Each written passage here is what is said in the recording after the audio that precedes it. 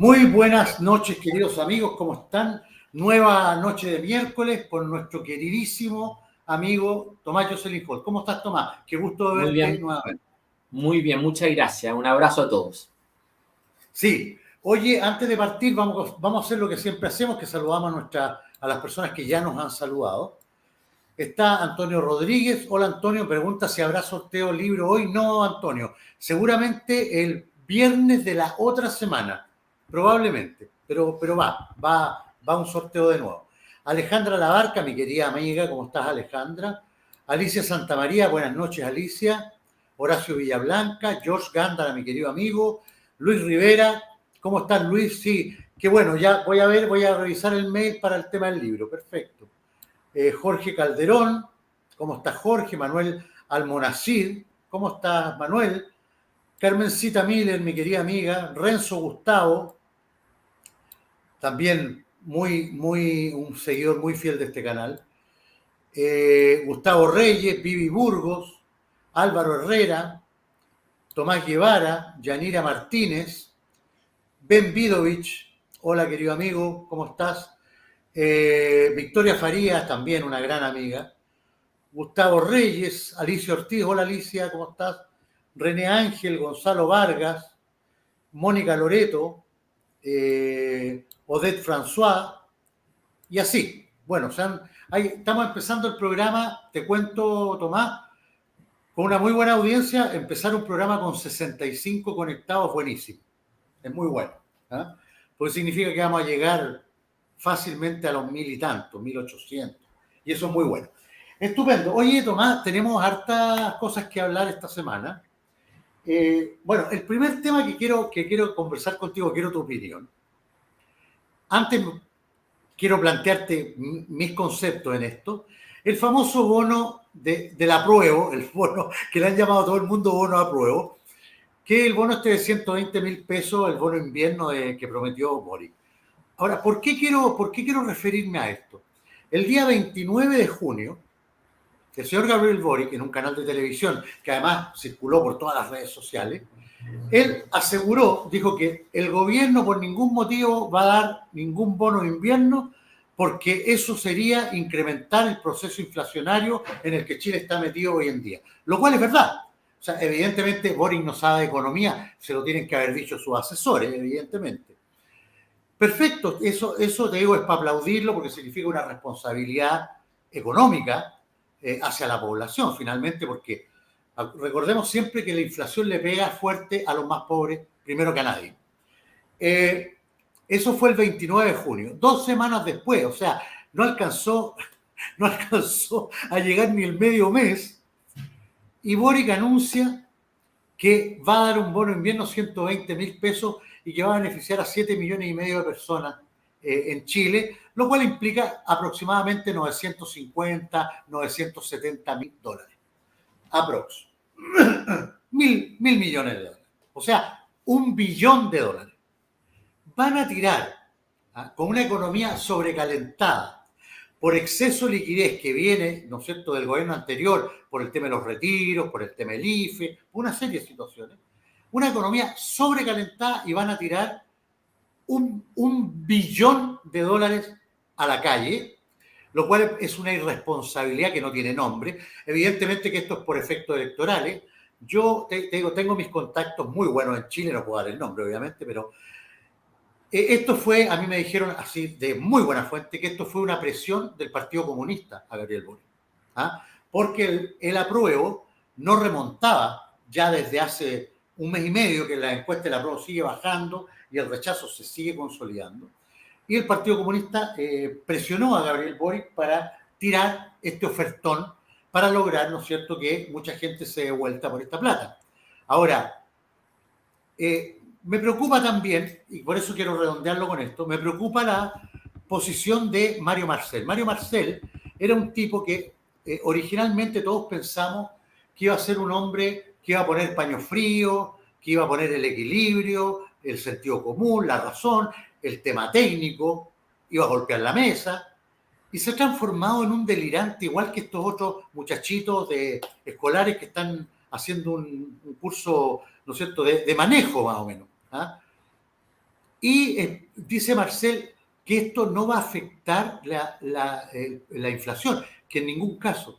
Se le tiraron todos los economistas encima al cuello, así como vampiro, diciéndole que cómo no va a afectar si va a tirar $1 billón al mercado. O sea, es imposible. Cualquier economista, te digo, con 3 dedos de frente, que haya estudiado economía por último, hasta por correspondencia, sabe que una economía sobrecalentada por exceso de liquidez, que está en un proceso inflacionario, si le tiran $1 billón al mercado, va a generar una inflación tremenda, no la van a poder controlar.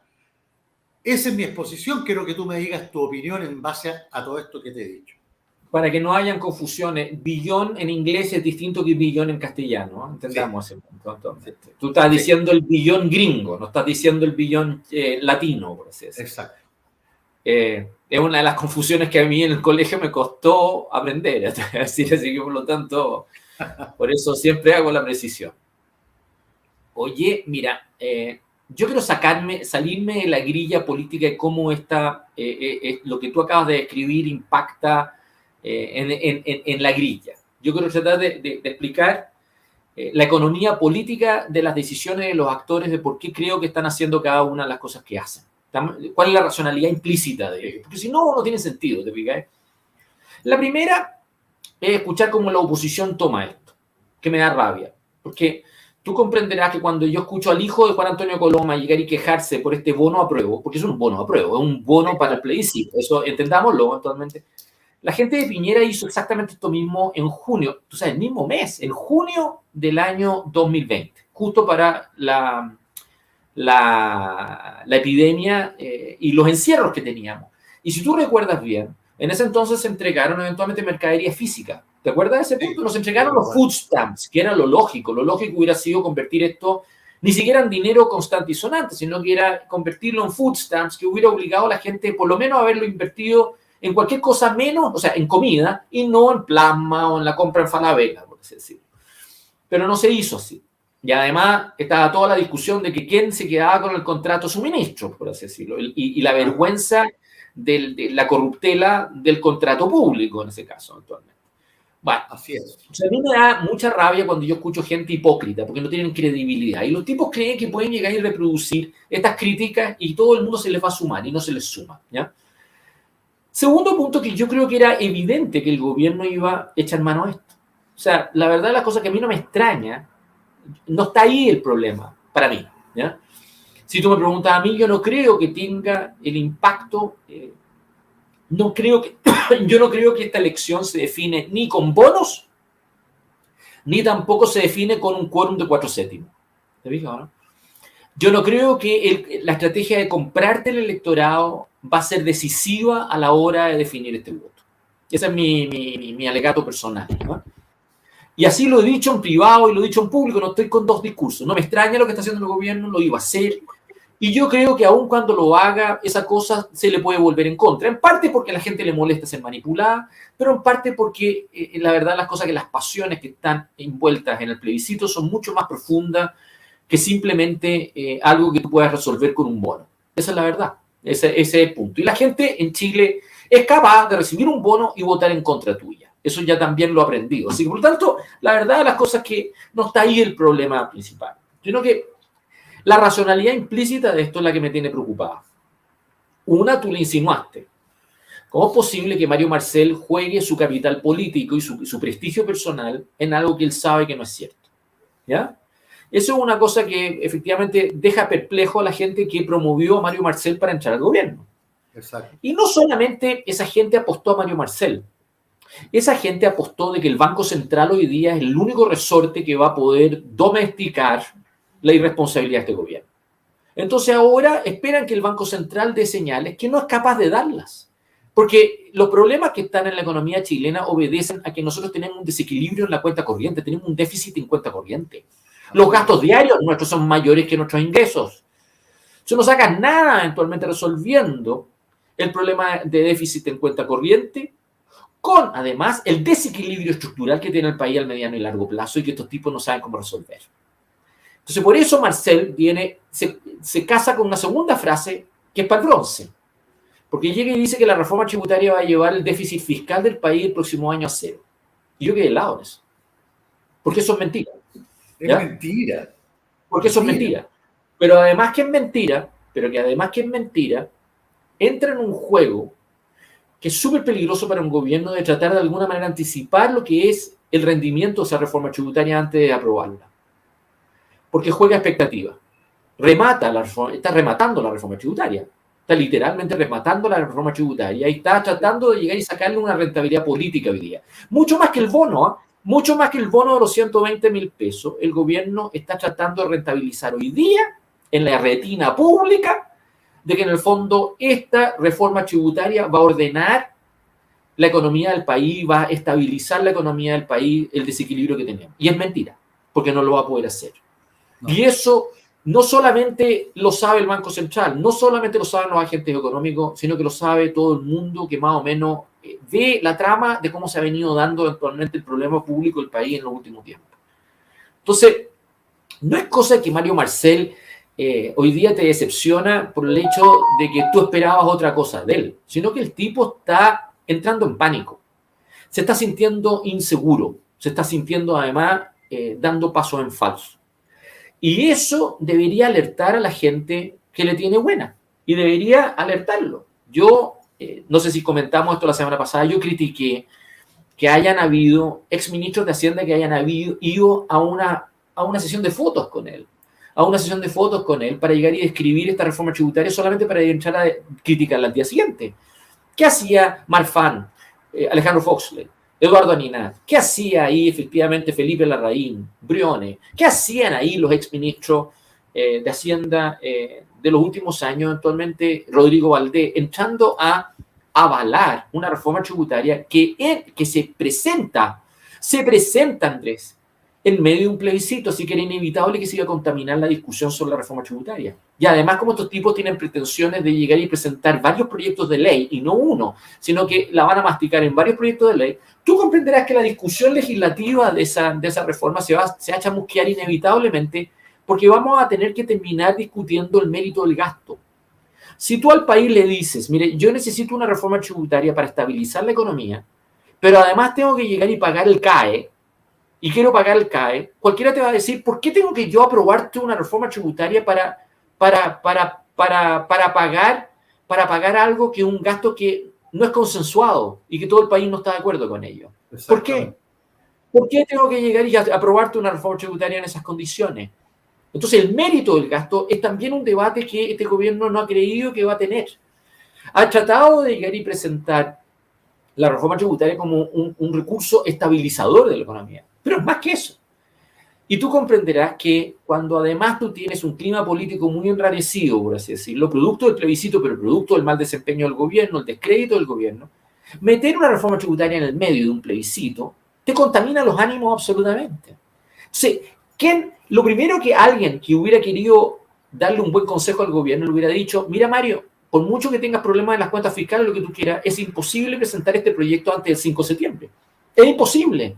O sea, podemos llegar a discutirlo después del 5 de septiembre, pero no me lo presentes ahora, porque me lo presentas ahora y va a contaminarnos a todos, por así decirlo. ¿Te fijas? Pero por alguna razón, él se impone. Y yo creo que se impone porque nadie entiende economía en ese gobierno. Nadie. No, como nadie entiende, nadie. Entonces, como nadie entiende economía actualmente, nadie entiende. Y todo el mundo creyó, yo creo que creyeron, que la presentación de la reforma tributaria iba a darle al gobierno un argumento o una carta que iba a poder rentabilizar para el plebiscito, que esto iba a ser la reforma tributaria contra el 1% más rico, que en el fondo eventualmente esto iba a ser una reforma tributaria muy pro clase media, que iba a ser una reforma tributaria que en el fondo el país iba a ver con buenos ojos, pero no es así. Y no es así porque como esta crisis económica nos está pillando en un momento muy raro, porque por un lado es una economía sobrecalentada, como tú muy dices, ¿ya? Pero sí, ya la gente, la plata ya está fuera de Chile. O sea, ya la plata se fue. 60.000 millones de dólares ya se fueron ya. Entonces, tú tienes un problema de estrechez económica en el país.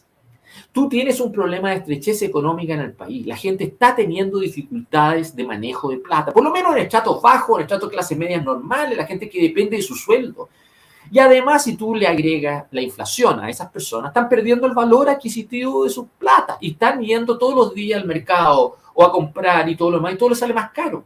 Entonces, ya esa gente, que además estemos hablando eventualmente en tramos intermedios, les vas a decir que, porque muchos de ellos viven de rentas de departamento, ¿eh? Muchos de ellos viven de rentas de departamento. Y ellos inevitablemente, eventualmente, van a sentir la mano de lo que les van a apretar con un impuesto a los arriendos, el término de los subsidios, eventualmente el TFL2, y además van a caer en tramos que van a cambiar y que les va a hacer obligar a tener que pagar más impuesto a la renta. Así que los va a joder por partida doble, ¿ya? Por partida doble. Estas personas no te van a tener mucha simpatía, van a sentir que ellos están sufriendo el costo principal de la reforma. Entonces, esa rentabilidad política que yo te decía hace un rato atrás, que alguien le vendió y dijo que esta cosa iba a ser grito y plata para llegar y ganar votos, no es tal. No es tal. Entonces, tú tienes una reforma tributaria que se te va a mosquear políticamente, que además están distintos proyectos de ley, que vas a tener un debate eventualmente sobre el mérito del gasto. Tú vas a tener al mismo tiempo, además, una discusión de mucha angustia por el ciclo económico. O sea, esta cosa del dólar a 1000, ¿ya? El dólar a 1000, es algo que psicológicamente es muy perverso, que además se te esté dando en un... Es muy perverso, porque además que se te esté dando en un momento de alta inflación mundial, o sea, los gringos con alta inflación, Europa con alta inflación, y de todas partes con alta inflación, producto de la guerra con Ucrania, producto de los commodities, producto eventualmente de una cantidad de factores, pero las economías, algo ha pasado en estos últimos años que se le ha vendido a la gente que no es tan grave tener un poco de inflación. Y nosotros teníamos una economía actualmente que no tenía alta inflación. Teníamos una economía que en realidad tenía un valor del peso que era muy potente, era fuerte. Entonces la gente que trabajaba y recibía un sueldo tenía la tranquilidad que el valor de su moneda se iba a mantener en el tiempo, que iba a mantenerse en el tiempo. Entonces ese era un poder para los sectores que no transan en la economía. Entonces cuando Grau, porque no cacha nada, cuando Grau dice que los chilenos, el grueso de los chilenos ganan en peso y no dependen de la moneda, es que en realidad está diciendo una gran mentira porque dependen de una moneda fuerte. Y en la medida que tú les desvalorizas esa moneda fuerte, eventualmente esa gente va a terminar pagando un impuesto encubierto. Y ese impuesto encubierto eventualmente lo sienten, lo resienten, pierden el valor de su moneda, por así decirlo. Son los que finalmente tienen que llegar y hacerse responsable y cargar con el costo de la crisis, por así decirlo. Y eso lo resienten. Y por eso en Argentina termina una manifestación pública delante de la Casa Rosada. Y por eso el presidente de Sri Lanka tiene que arrancar del país. ¿Ah? Y por eso tienes protestas eventualmente en distintos países, efectivamente en este instante, producto de la inflación. Y las vas a tener en Chile.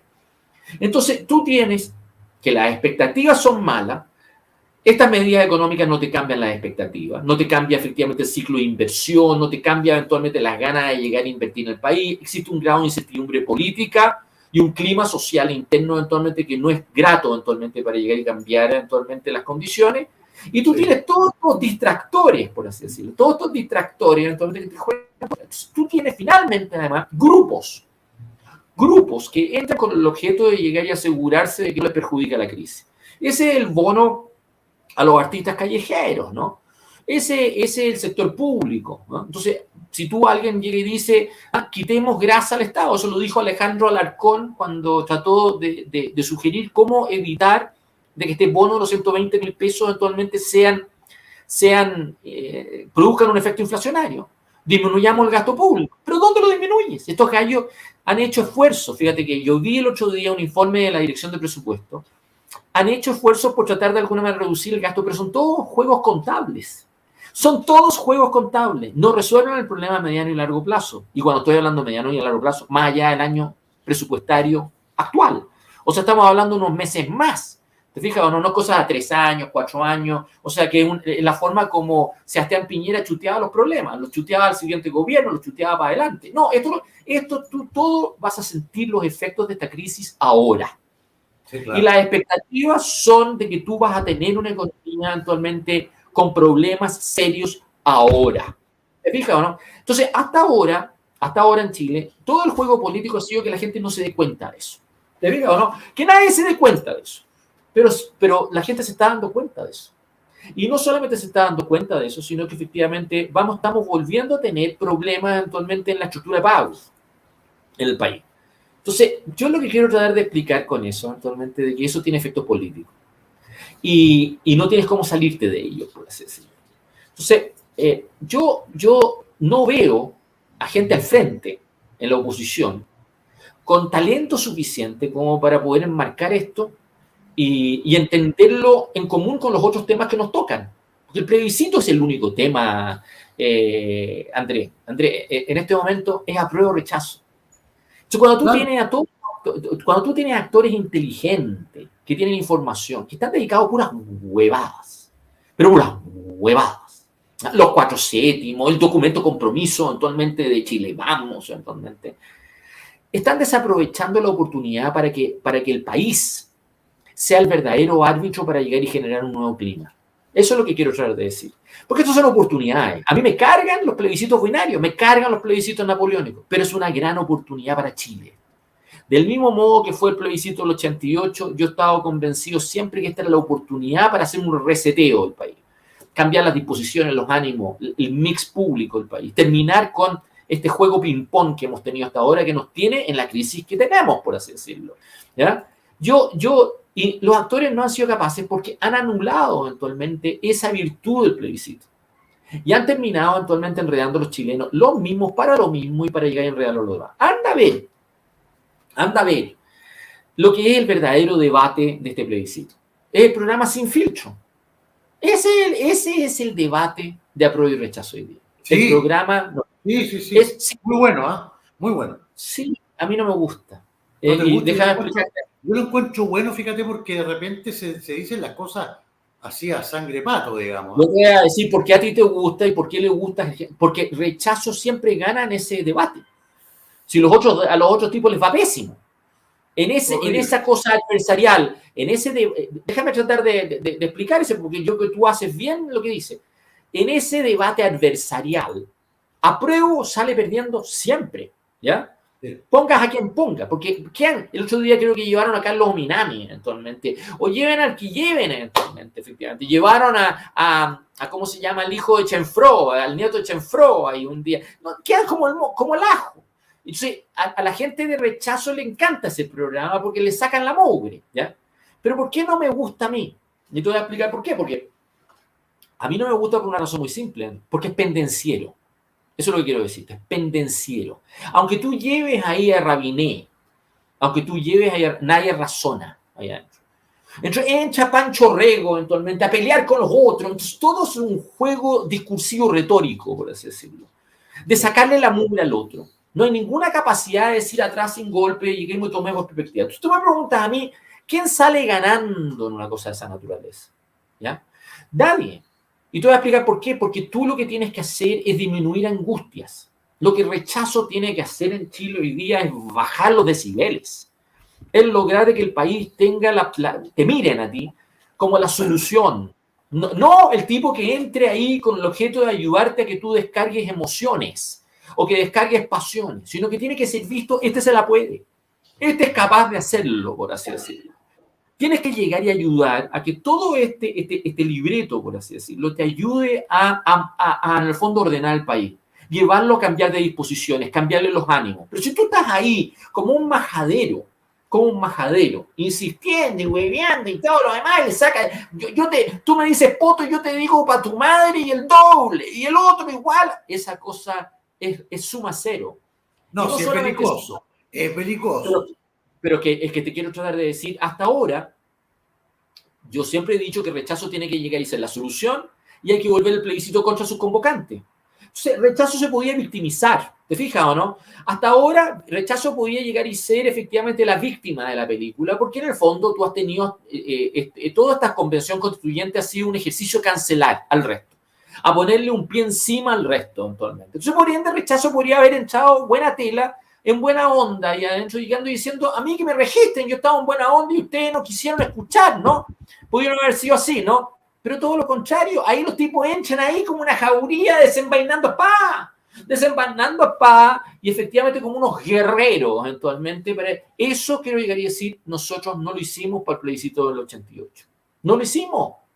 Nosotros, mira, tú nunca nos habrás escuchado, yo te desafío que tú veas, porque yo en estos últimos días he vuelto a ciertos registros de los 88 porque, para reforzar algunos alegatos que tengo. Y yo a mí me ha sorprendido el tono que mantuvimos ahí. Nosotros nunca entramos al no, poco menos que diciendo que Pinochet lo íbamos a linchar el día siguiente. Nunca. ¿Tú sabes que nunca? ¿Tú sabes que nunca? Nunca. Y estábamos en contra de Pinochet absolutamente. Y ahí te voy a decir, hay algunos actores en la franja que cumplieron roles importantes. Fíjate que estaba Florcita Motúa, que hoy día está muy desprestigiado y todo lo demás, pero en ese entonces era una figura, muy popular. Y era una figura muy popular que además usó la ironía de una manera muy virtuosa actualmente, como diciendo actualmente, vamos y salgamos para llegar y disfrutar y todo lo demás. Y le resultó. Mira, te lo voy a decir a ti, lo resultó porque era buena onda. Hoy día él está viejo, está mal, no está bien. Y no solamente no está bien, está desprestigiado. Pero más allá de que hoy día es otra figura y para muchas personas jóvenes pensar en Florcita Motúa, ven el Florcita Motúa de hoy, no el de entonces. Yo lo que te quiero tratar de despejar es que nosotros para ese plebiscito mantuvimos el tono, mantuvimos con una cierta conciencia del rol que estábamos jugando en el país. Eso yo no lo veo de parte del rechazo hoy día. Al revés, yo veo que hoy día, en vez de estar discutiendo la Constitución, estamos discutiendo el documento de Chile Vamos de los compromisos de la nueva Constitución y si es que es sincero o no sincero. Eso la Carolina Toá le sacó la mugre el otro día, actualmente ese documento en Tolerancia Cero. Y yo creo que eventualmente se está cambiando el foco de lo que debe ser el conflicto, por así decirlo. Tú deberías haber entrado como víctima, debiste haber entrado buena tela, debiste haber entrado bajando las ansiedades, poniéndote por encima, debiste haber entrado de alguna manera en buena onda, debiste haber entrado con figuras probadas. ¿Y qué es lo que tienes en este instante? NNs, que los conoce muy poca gente. Entonces tú tienes ahí a Pancho Rego, eventualmente, que es como una nueva figura ahí adentro, y entra ahí, güey. Y yo quedo helado. ¿Y qué se creerá este tipo? Da lo mismo quien sea. ¿Qué se creerá? Después tú tienes otra figura, la Evelyn Matei, que a mí me encanta, porque yo la tengo buena. Pero el problema con la Evelyn, y se lo dije a un amigo mío este fin de semana en una conversa que sostuvimos, el problema con la Evelyn siempre es de que cuando ocurren estos hechos, ¿ya? Y se le llama, porque ahora están desde la CEP última, que es del Grupo Mate, ¿ya? Quisieron darle más visibilidad a Evelyn Matei. Entonces, ahora traen, el problema con la Evelyn es, aquí vengo yo. Entonces, se le nota ansiedad.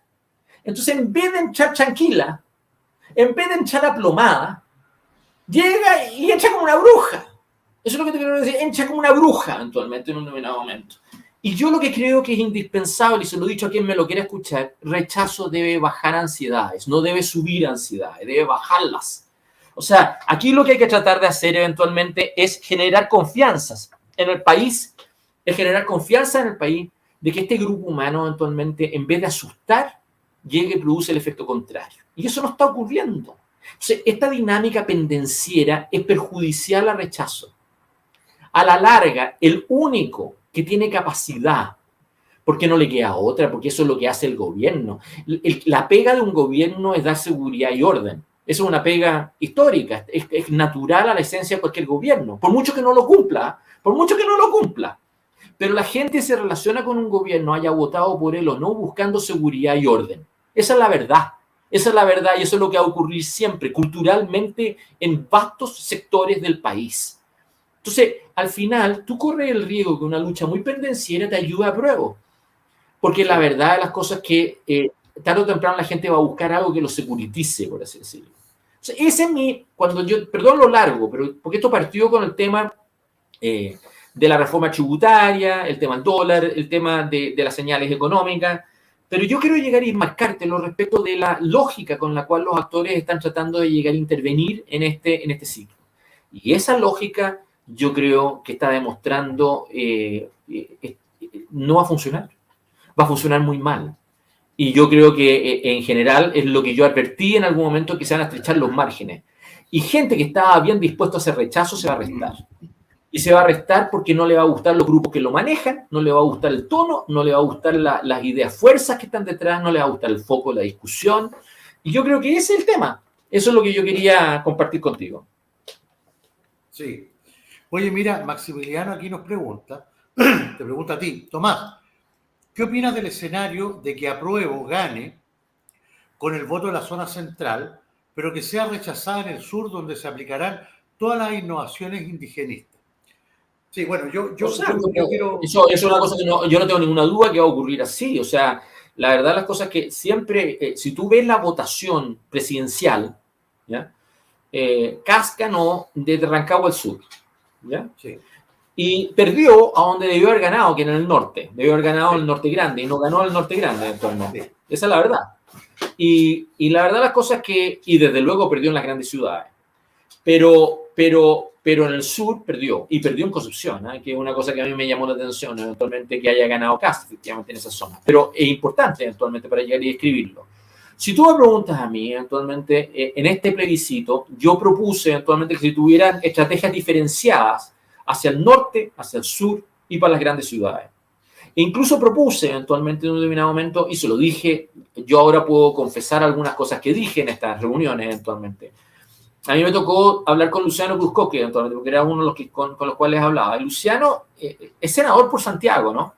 Es senador por Santiago. Y yo le dije, porque él quería, y yo creo que ya lo es, él quería ser presidente de la Comisión de Trabajo del Senado. Y yo le dije, ¿por qué crees esa huevada? ¿Por qué crees? Y entonces me dicen a mí eventualmente que es por la reforma previsional. ¿Y qué te importa si en este momento no es relevante el tema? En este momento el único tema es el plebiscito.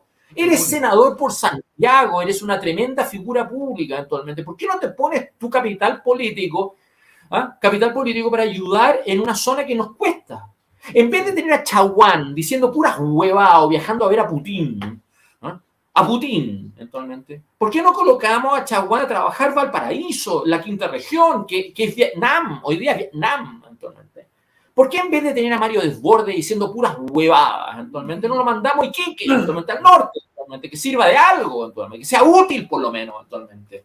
¿Por qué no colocamos a Kast y a la Tere Marino, que son unos puntúos, eventualmente, a ir a trabajar los grupos evangélicos en el sur, que ahí les tienen buena, eventualmente? Y que son personas que de repente ahí en esos sectores podrían de alguna manera hacer una diferencia, ¿no? Podrían ayudar, ¿no? Y podrían de alguna manera contener, por así decirlo. Bueno, esa gestión alguien la tenía que hacer, ¿te fijas o no? Y había que darle respaldas políticas, pero no lo hace.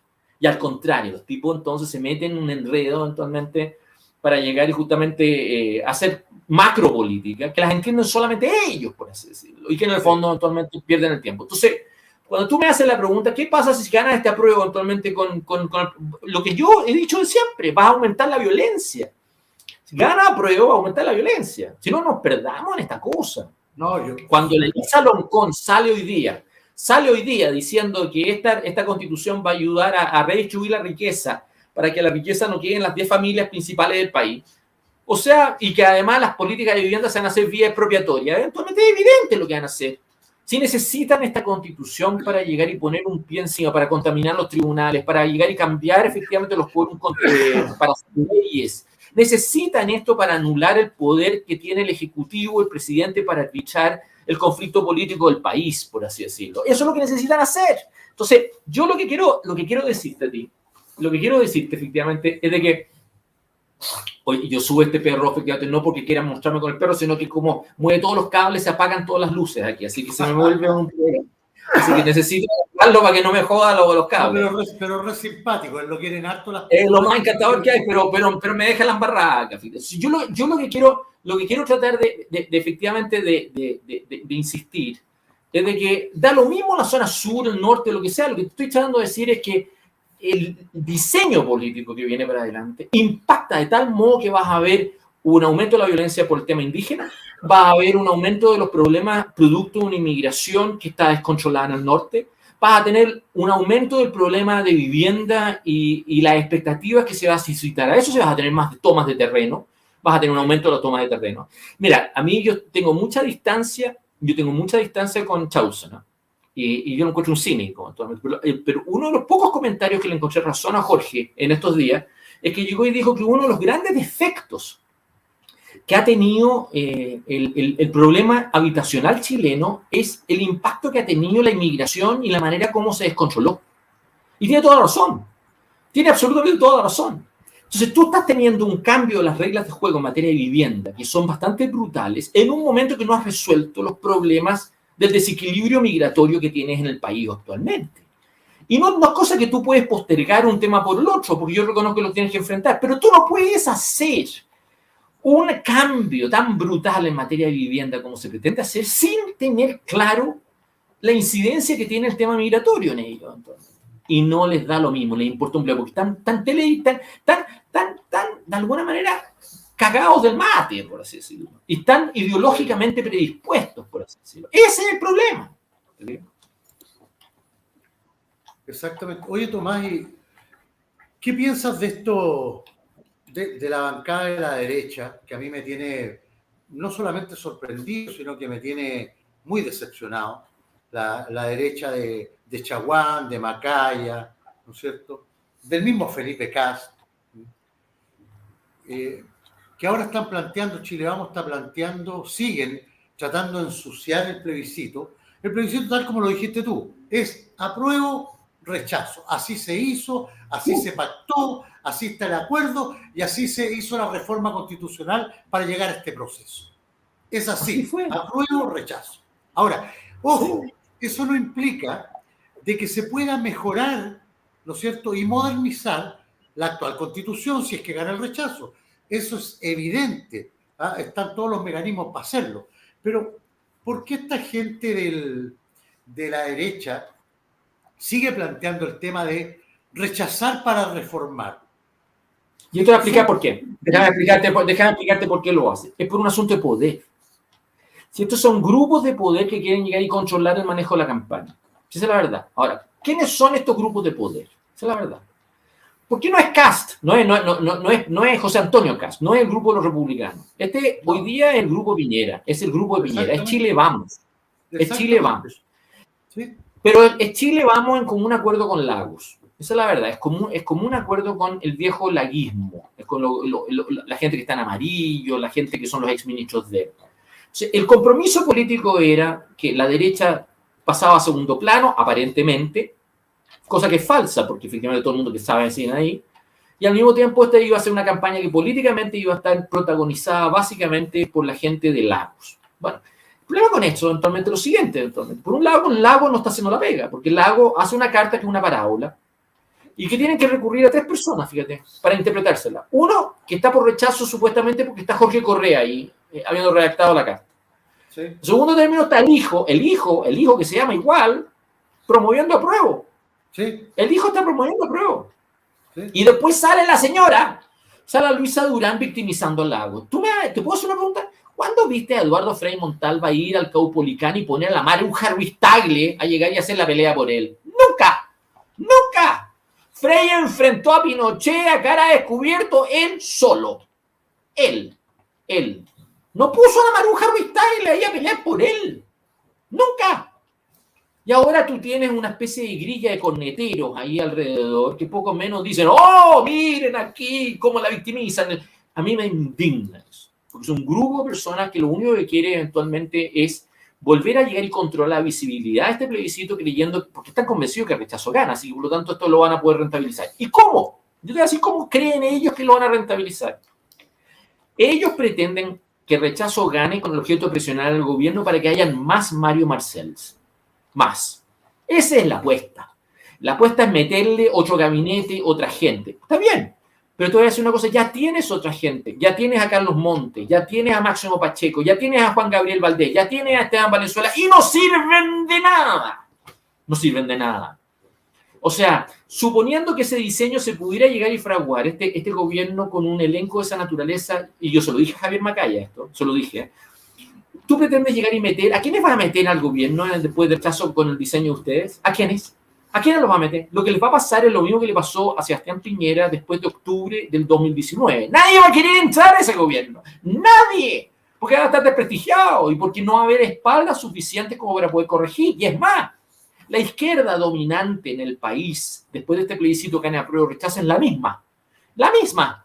No va a cambiar. Tú no vas a volver a darle una hegemonía política a un socialismo renovado, por así decirlo, que va a poder llegar y entrar y desplazar al PC y desplazar efectivamente el Frente Amplio. Eso no es cierto, no va a ocurrir. No va a ocurrir. Entonces, como no va a ocurrir, esa apuesta es equivocada. Y después tú vas a la derecha. Estos grupos han querido llegar a inmunizarse ante la posibilidad de que apruebo o rechazo gane, cualquiera de los dos. Y los tipos creen que pueden llegar y justamente seguir influyendo en el gobierno cualquiera de los dos escenarios. Por eso se opusieron, y eso es una discusión que yo tuve con ellos. Yo les propuse, ¿por qué motivo no hacemos valer el artículo 138 de la Constitución, que es convocar a una elección anticipada en caso de que apruebe o gane? Bueno, yo te voy a decir una cosa que efectivamente la única que lo agarró fue la Marcela Cubillo, eventualmente eso. Y le fue bien al presentarlo, pero todos los demás la dejaron sola. Y después se fueron a esta derivada de los 4/7, de la reforma posterior y lo que sea. Pero esa expectativa de reforma posterior es mala y te voy a explicar por qué. Porque descansa en venderle a los chilenos que tú vas a hacer una constitución de cero. Y la verdad de las cosas es que la idea de la hoja en blanco ha sido una de las cosas que ha terminado contaminando este proceso constituyente. Lo ha terminado destruyendo. Destruyó también los cabildos de Bachelet, para que tú sepas. Los destruyó ambos, ¿ya? Seguir agitando la idea que en 6 meses más, cualquiera sea el resultado, vamos a tener una nueva constitución, es mentira.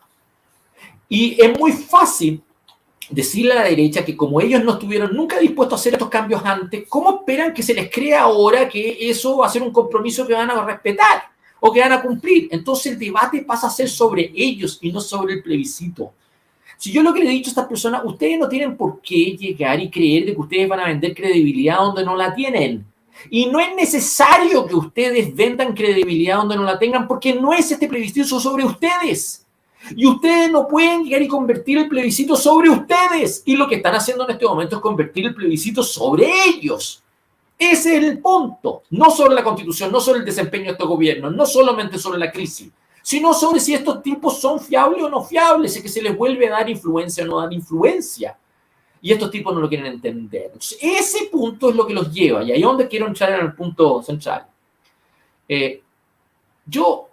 Estos tres, porque esto lo culpo a los 3 partidos de Piñera, o sea, a la UDI, a Renovación Nacional y a la UDI. Y esas 3 están dirigidos básicamente por personas que todos conocemos, ¿no? Yo tengo opinión distinta sobre los 3. ¿No? Chaguán es un mentiroso. Tú te sientas con Chaguán y te miente. Literalmente te miente. Te miente. Es una persona que realmente, y esto es una opinión que tengo, yo no he hablado con él en un año, pero la verdad la cosa es que yo lo sentí cuando yo había redactado los recursos para reclamar sobre la plancha presidencial y sobre los partidos que estaban legalizando, y yo le mandé el documento a él. Hablar con él era un calvario, porque la verdad las cosas es que efectivamente te miente y no entiende. ¿Ya? Si Chaguán es una figura que en realidad no sirve, no es útil, no amojona, tiene un problema en Renovación Nacional, a la larga efectivamente trata de buscar visibilidad en medios de comunicación en función de su propia agenda personal, viaja a Rusia, entonces, el tipo realmente no asimila que tiene un rol político. El segundo caso es como se llama Macaya, que yo creo que era el más importante eventualmente. Porque Lejo tenía un partido más disciplinado, era un partido eventualmente que tenía representación parlamentaria. Si tú ves incluso los resultados de la elección pasada, no le fue mal, le fue bastante mejor porque incluso incrementaron resultados. Si tú compensas pérdida y triunfo, el tipo podía llegar y justamente ayudar en esta etapa. Sin embargo, eventualmente, Javier es una persona, y se lo he dicho a él, así que por lo tanto no lo estoy insultando, por así decirlo. Él está capturado por Enrique Correa. Él está capturado. Es más importante en la UDI hoy día hablar con él vía Enrique Correa que hablar por vía de la Comisión Política de la UDI. Y cuando yo digo Enrique Correa, estoy hablando de Piñera también.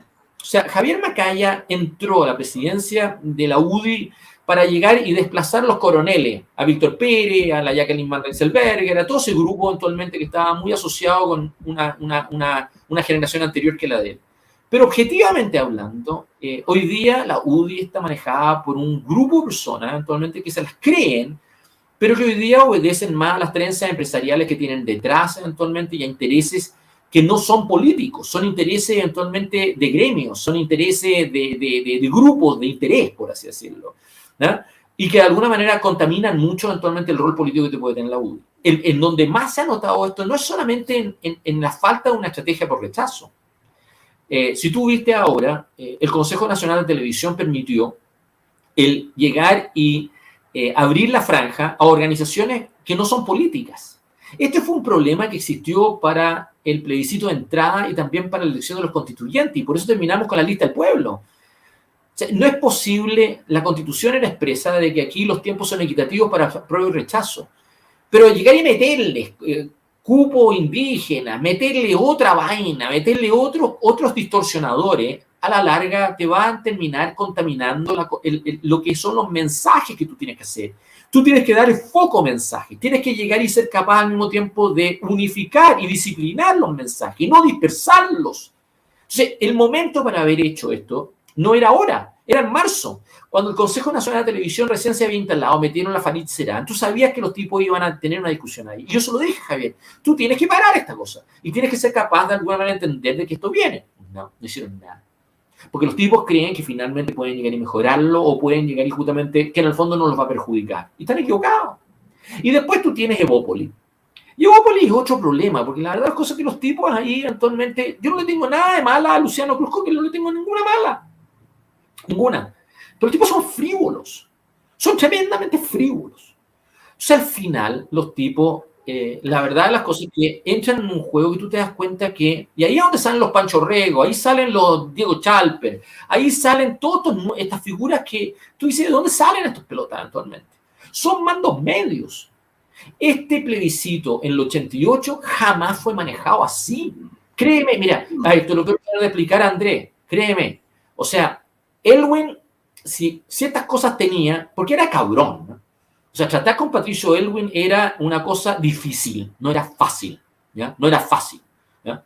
Pero si había una cosa con Elwin que tú tenías clara actualmente, es que el tipo no perdía el control de lo que estaba haciendo y paralelamente eventualmente lograba generar una sinergia política y de distintos grupos que funcionó. Yo te voy a decir una cosa, funcionó, ¿ya? 16 partidos, funcionó. Un solo mensaje, mucha disciplina y al mismo tiempo muy pocos voceros. Y al mismo tiempo bajar la ansiedad, es como lo que te he dicho antes. Pero aquí al revés, aquí es como metámosle con la sopa, una cosa al otro sale para allá, otro sale para allá, unos frívolos. Y después Lago en lo suyo, Frey en lo suyo. Mira, yo te voy a decir una cosa, la carta de Frey, a mí me gustó más Frey que Lagos, ¿ya? La carta Frey tiene, porque Frey era claro, ¿ya? Era claro, nadie va a leer la carta. Pero, ¿por qué la manda 2 días después de la Junta de la ADC? ¿Por qué la mandó antes? ¿Por qué Belisario Velasco hace lo suyo, ¿ya? Días después, 4 o 5 días después de la Junta de la ADC? ¿Por qué no la mandó antes? En eso, fíjate que a mí no me gusta Ricardo Ormazábal, nada. Pero el único valiente, el único con cojones, el único con chutzpa, el único que llegó y dijo, ¿sabes qué más? No. Y lo hizo bien. Fue Ricardo, fíjate. El único. Y lo hizo muy bien. Te voy a decir muy bien. Yo quedé admirado en ese mundo. Porque lo hizo con valentía, no lo hizo con ninguna odiosidad a nadie. Dijo simplemente que los pueblos no se experimentan. Con los pueblos no se experimentan. Me encantó esa frase. Porque le encontré toda la razón. Entonces, en vez de haber tenido más gente así, y haberlos metido en una logia común. Y yo te estoy diciendo, yo no veto a nadie en este punto, porque incluso, imagínate, haber tenido, mira, gente que no me gusta, pero haber puesto a la Tere Manino hecho a decir, con los pueblos no se experimenta, en vez de decirle poto a sus adversarios. Y haber repetido a todo el mundo, con los pueblos no se experimenta. Que vayan a Sin Filtro, en vez de llegar y decir poto, decir, con los pueblos no se experimenta. ¿Ya? Si tú hubieras tenido una onda así, te fijas, una onda en buena onda, que a tiempo, no esta vanidad política, no esta vanidad, esta ciutiquería. ¿Cómo van a criticar a Lagos? ¿Cómo? Oh, que Lagos mueve la... ¿Tú escuchaste esa frase? Lagos mueve la aguja. Lagos mueve la aguja. ¿Qué se creen esas cosas actualmente? ¿A quién calientan una cosa de esa naturaleza? Fíjate que esta disputa, Andrés, es una disputa generacional. ¿Qué te explica tú que Lagos papá escribe una parábola y el hijo está por apruebo? ¿Qué te dice a ti que Hernán Bodanovich, ex senador socialista por Aysén, por rechazo, y su hija, que es presidenta del Partido Socialista actualmente, a favor de apruebo? ¿Qué te dice que Javier Macaya en una reunión me dijo hay que meter a Enrique Correa? Y yo quedé helado. Y ahora Enrique Correa promueve apruebo. ¿Qué te dice que En la segunda, ¿qué te dice? Pero escúchame, ¿qué te dice? Que en la segunda, hace pocos días atrás, actualmente se decía que Apruebo está discutiendo la posibilidad de tener una sola cara que dirija la campaña. Y de los nombres que están mencionados son 3. Los nombres son la Beatriz Sánchez, son la Carolina Tobá, y el tercero que aparece ahí, el fraile que aparece, Ricardo Solari. ¿De quién es socio Ricardo Solari? De Roberto Isaacson, que tiene contrato con Hacienda. ¿Qué te dice a ti eventualmente que Cristian Valdivieso, de Criteria Research, que también ha tratado de llegar y justamente influir en la campaña de rechazo, hacen un documental sobre rechazo para llegar y demostrar los grupos que estaban desencantados del proceso constituyente? Ponen a Cristian Valdivieso, pusieron a Mirko Macari también. Mirko Macari desmintió y Cristian Valdivieso dice, a mí no me usen en rechazo. Está bien, tiene todo el derecho, pero ¿qué hace un sujeto tratando de influir en rechazo y después desentendiéndose de su propia campaña, por así decirlo? Entonces, cuando tú tienes esto, tú llegas y dices, estos tipos están locos. Y no solamente están locos. La última, o sea, yo sé que yo hablo mucho de Juan Sutil, pero la última fue efectivamente, la gente puede llegar y comprar departamento en Miami. Y yo decía, me ha hecho, porque yo trato de pensar, a mí me cae pésimo, efectivamente, Juan Sutil, pero pienso, mira, ¿por qué este huevón dijo esto? ¿Qué es lo que quiere decir con que la gente puede comprar departamento en Miami? ¿Quiere decir que las platas se están yendo a Chile? ¿Quiere decir que efectivamente la situación social del país es tan buena de que hoy día puede haber gente que puede invertir en el extranjero? ¿Qué quiere decir con esto eventualmente en un determinado momento de que en el fondo se pueden ir, que da lo mismo y que la embarrada y gane apruebo o rechazo porque hay chilenos que se pueden ir de Chile? ¿Qué quiere decir? Y supongamos que quiere decir cualquiera de esas 3 cosas. ¿De qué sirve para rechazo una frase así? ¿De qué sirve? ¿Cuál es el objetivo político de una cosa de esa naturaleza? Entonces, cuando tú te das cuenta que los tipos son así, que no los controla nadie. Mira, Andrés, eso se lo dije a Javier Macaya. Aquí la razón por la cual se necesita una plataforma ciudadana pero con respaldo político, porque buena parte de la pega es ordenar a estos huevones. Buena parte de la pega es agarrar el teléfono y llamar por teléfono a las Tere Marino y a los Juan Sutil, a los otros, y decir, por favor, deja huevear. O habla, pero no digas eso, sino que yo te voy a mandar una pauta. Buena parte del día uno se la va a tener que llegar y mamar llamando por teléfono a un conjunto de personas por ordenarlo. Pero no lo quieren hacer porque son maricones sonrientes. Perdón que sea tan deslenguado para llegar y mencionar alguna de actitudes, pero esto es muy chileno. Los chilenos políticamente hoy día son todos maricones sonrientes. ¿Y sabes por qué son maricones sonrientes? Porque dependen económicamente de los otros. Si ese es mi problema con Macaya, con Luciano Cruzcoque, con los Cast, salen de la nada. Podrán ser gente que tú los hayas visto en la piscina pública, lo que sea, todo lo que te queráis. Para el grueso de los chilenos son personas ricas, tienen recursos propios, pero no son tan ricos tampoco. Son mandos medios. Y son tipos que no tienen roce internacional, no tienen efectivamente, no tienen cultura, no tienen, como tú me has dicho en otros programas, oficio político, no tienen. Son pendencieros, son hueones del metro cuadrado, por así decirlo. Y esos gallos están a cargo de partidos políticos. Entonces tú a la larga, tú me dices de quiénes son empleados. De Piñera. Si es que tiene criterio político el que fue presidente aquí, efectivamente. Si esto es una trenza Piñera Lago. Da lo mismo la Soledad Alvear, da lo mismo la Mariana Elwin, da lo mismo Cristian Banker, da lo mismo René Cortázar, da lo mismo Jorge Correa, da lo mismo otro. Si la trenza es Piñera con Lagos. ¿Y quiénes están detrás de Piñera y Lagos? Si eso es el Mercurio, la segunda, la tercera, efectivamente está el Canal 13. Son ciertos intereses de élites empresariales en Chile que, a diferencia de lo que ocurrió en el 88, que nosotros no les dimos la pasada para definir estratégicamente un plebiscito. Nosotros nunca fuimos a pedirle ni a ninguno de los grupos económicos dominantes del país. A ninguno eventualmente. Le fuimos a llegar y pedir efectivamente permiso acerca del tono o los contenidos de lo que iba a ser la política de la campaña efectivamente que íbamos a hacer. En ninguno. Porque además teníamos el problema con el PC, y teníamos el problema con los sindicatos, y teníamos los problemas efectivamente de todos los cuerpos sociales. Era muy difícil arbitrar esa cosa. No abrimos el juego, lo cerramos. Pero aquí al revés. Aquí esta campaña está definida por el Mercurio, está definida por la tercera, está definida actualmente por Cristian Bofill, el departamento de prensa del Canal 13. Está definido actualmente por esos actores. Esos actores tienen más influencia que una comisión política en cualquier parte. Entonces, evidentemente que eso se hace con Lago y con Piñera. Y ellos se ponen de acuerdo que Lago va a ser el maestro Yoda. ¿Tuviste esa entrevista con la Alejandra Escobar? ¿Tú la viste en CNN o no? No. Tú tenías a Lagos ahí como sentado, lo tenías como disminuido, como una especie de Yoda, eventualmente, ¿no? Una especie de Yoda. Entonces ella le preguntaba eventualmente por apruebo o por rechazo y decía, yo he dicho lo que dije. Y él cree que eso es una gran genialidad.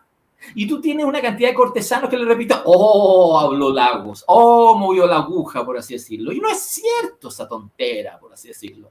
Y después le hacen la fiesta en Mercurio poniendo a la señora. Entonces tú tienes un circuito que genera un humo, genera un microclima. Y está todo el mundo llegando y repitiéndote ese microclima. Y ese microclima es falso. Y es falso, primero, porque los números de indecisión, Andrés, en este momento, en este plebiscito, son muy altos. O sea, tener un 12, 15% de indecisos harto. En este momento, nosotros no tuvimos este nivel de indecisos a 2 meses de las elecciones del plebiscito. No los tuvimos. Al contrario, nosotros teníamos claridad que éramos mayoría y el problema que teníamos era que no cometiéramos errores. Teníamos que lograr evitar errores que de alguna manera nos dejaran con el frente abierto, eventualmente, que nos pudiera llegar y justamente destruir en un momento. Teníamos que tener mucha disciplina eventualmente para no cometer errores, porque allí ganábamos, ¿ya? Teníamos que ordenar los apoderados, teníamos que ser capaces al mismo tiempo de bajar la ansiedad, de darle confianza a la gente, llegar a involucrarla. Pero eso es lo otro que te está pasando ahora. Grupos de rechazo, y esto no es espontáneo, Andrés, están armando la tesis del fraude, ¿ya? Entonces te están efectivamente diciendo que efectivamente aquí no es confiable el CERVEL, que no es confiable el proceso electoral, que se van a robar los votos. Entonces. Ya, yo no estoy diciendo que el CERVEL sea confiable, no lo es, no lo era tampoco el 88, entonces, porque digamos las cosas como es. No era confiable tampoco entonces. Pero tú tienes que tomar una decisión si participa este plebiscito o no. Si participa este plebiscito, olvídate del discurso de fraude. Olvídate. Si tú crees que puedes ganar este plebiscito, tienes que llegar y justamente generar confianza en el proceso. Te guste o no el desequilibrio, lo aceptas. Eso es una frase que nosotros repetíamos mucho con decir, nosotros íbamos al plebiscito para llegar y derrotar a Pinochet, pero íbamos al plebiscito y aceptábamos las reglas del juego para llegar y usarlas en su contra. Aquí tienes que hacer lo mismo. Te puede llegar y molestar el CERVEL, te puede molestar eventualmente los riesgos políticos que están implícitos, pero si tú te metes a esto porque crees que puedes ganar y lo aprovechas a tu favor, y si lo haces tienes que generar confianza en el proceso. Entonces, yo cuando veo eso todo tiene que ver, Andrés, con un relato. Eso tiene que ver con el cuento. Y todos tus peones, todos tus pingos, todos los rostros que tú administres para que hablen, tienen que repetir eso como si que fuera el mantra. Tiene que ser el mantra. Tiene que ser un mantra, tiene que ser como repetirla, como la guaripola, por así decirlo. Y eso no está ocurriendo. No está ocurriendo, son todos unos excéntricos. Aparece uno y dice una cosa, aparece otro y dice otra cosa, aparece uno. Esa cosa es desesperante. Es desesperante, porque no funciona, no suma, enreda. Ese es mi problema. Sí. Oye, Tomás Cristóbal aquí así hizo una pregunta y la dejé ahí porque me parece interesante. Dice, Tomás, ¿por qué Nancy Yáñez es hoy presidenta del Tribunal Constitucional si ella solo se dedica a temas indígenas? A mí me sorprenden 2 cosas de Nancy Yáñez, te voy a decir con toda sinceridad. La primera es de que una ministra que está recién adentro del Tribunal Constitucional termine presidiéndola inmediatamente. Yo creo que eso fue un error y yo creo que realmente a mí me sorprende que finalmente haya ocurrido así, ¿ya? Segundo, me llama la atención, eso es evidente porque ocurre, el gobierno tiene interés de controlar el Tribunal Constitucional, entonces por ende eventualmente tenía ganas de tener, y eso demuestra de que el gobierno, cualquiera que sea, tiene una enorme influencia en este diseño actual, sobre el Tribunal Constitucional. Eso entendámoslo. Eso da lo mismo que gobierno sea. Es una cosa que es inevitable. Por eso la María Luisa Abraham era la ministra, la presidenta del tribunal, habiendo sido ya previamente jefa del segundo piso de la moneda. Así, por lo tanto, es una cosa como que te debería dar a entender de que el Tribunal Constitucional es como un socio del gobierno en el diseño actual. Segundo término, me llama la atención que quieran presidir el Tribunal Constitucional grupos que quieren eliminar el Tribunal Constitucional. Yo eso no lo entendí. Yo no entiendo cómo una ministra, que probablemente su rol va a ser, en el fondo, poner la gina en el traste respecto a la lógica en la cual se está jugando los temas constitucionales en cada uno de los fallos que se vayan presentando, por así decirlo. Pero eso, si fueran inteligentes los tipos, lo hacen desde atrás, como un ministro más, ¿te fijas o no? y tratando de cambiar las correlaciones de fuego. No entra a tener mucha visibilidad de cara, al contrario, sobre todo si que quieren eliminar el Tribunal Constitucional y mantener un cuestionamiento a su existencia. Pero no, ellos quieren ponerle rostro a esto. Ellos quieren ponerle rostro a esto. Eso me dejó helado a mí. Y es evidente, porque no solamente es una experta en temas indígenas, ella ha escrito libros en común con quien es el jefe de gabinete de Boric. Ella ha escrito libros eventualmente con varios de los actores que efectivamente han intervenido políticamente en los temas de esta constituyente y en toda la trifulca que hemos tenido respecto al diseño que estamos teniendo en este instante. Entonces, lo que es raro es que el rol de ella empieza a jugar realmente en caso de que rechazo gane. ¿Estamos? En caso de que, porque si gana apruebo, este Tribunal Constitucional desaparece. entra otra Corte Constitucional, no la actual. Así que, por lo tanto, esto es una cosa más bien transitoria, porque va a desaparecer. Pero si gana rechazo, eventualmente, ahí vamos a anotar a esta persona, ¿ya? Ahí la vamos a anotar, y yo creo que va mal, porque ella no solamente es parte de un grupo que quiere eliminar el Tribunal Constitucional, sino que además entra con una lógica política más que constitucional, que es muy perversa y que no es pacífica y que no despierta acuerdo, por así decirlo. Así que, o sea, yo la verdad las cosas que creo que le hizo mucho daño a este Tribunal Constitucional fue la María Luisa Abraham, que se va. Yo creo que realmente ella fue una mala experiencia, una muy mala experiencia. Ella terminó con el tribunal dividido. Fíjate que allanaron el tribunal, la fiscalía allanó el tribunal, allanó el tribunal, si no sé si te recuerdas, hace unos años atrás.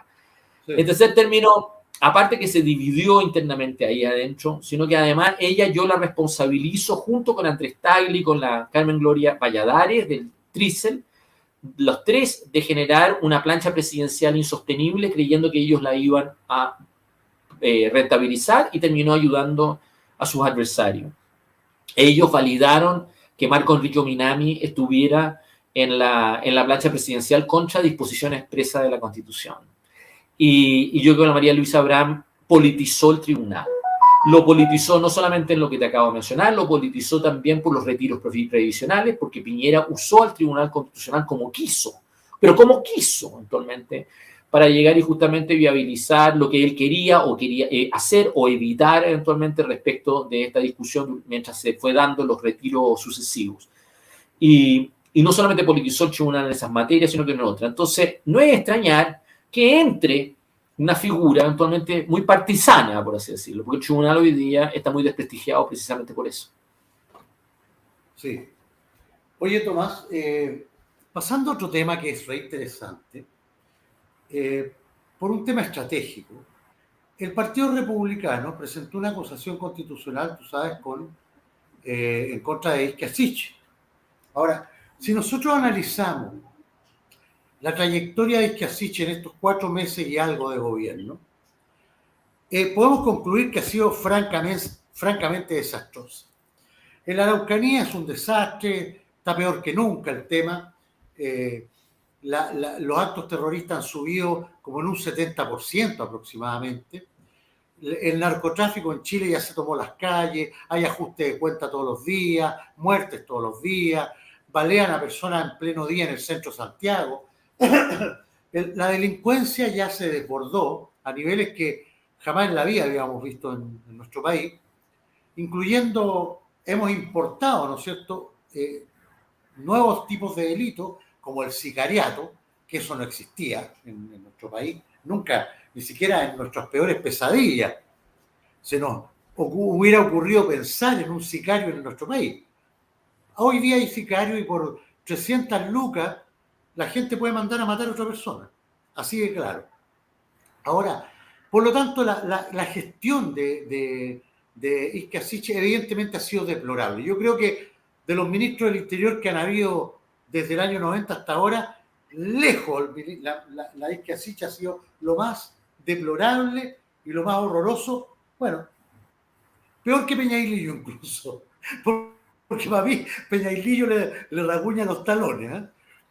Pero presenta la acusación constitucional y resulta que Chile Vamos no la apoya, pese a que habían razones fundadas para apoyarla. Y la razón que da Macaya, que eso quiero que lo analicemos, dice, no la vamos a apoyar la acusación porque es preferible que Isquia Siche siga en el gobierno para que siga cometiendo rollos y eso favorezca el rechazo. Me parece, te digo, un error táctico horroroso. ¿Por qué? Porque tuvieron la posibilidad de cortarle la cabeza a una de las dos personas emblemáticas de este gobierno, que son Isquia Siche y Mario Marcel.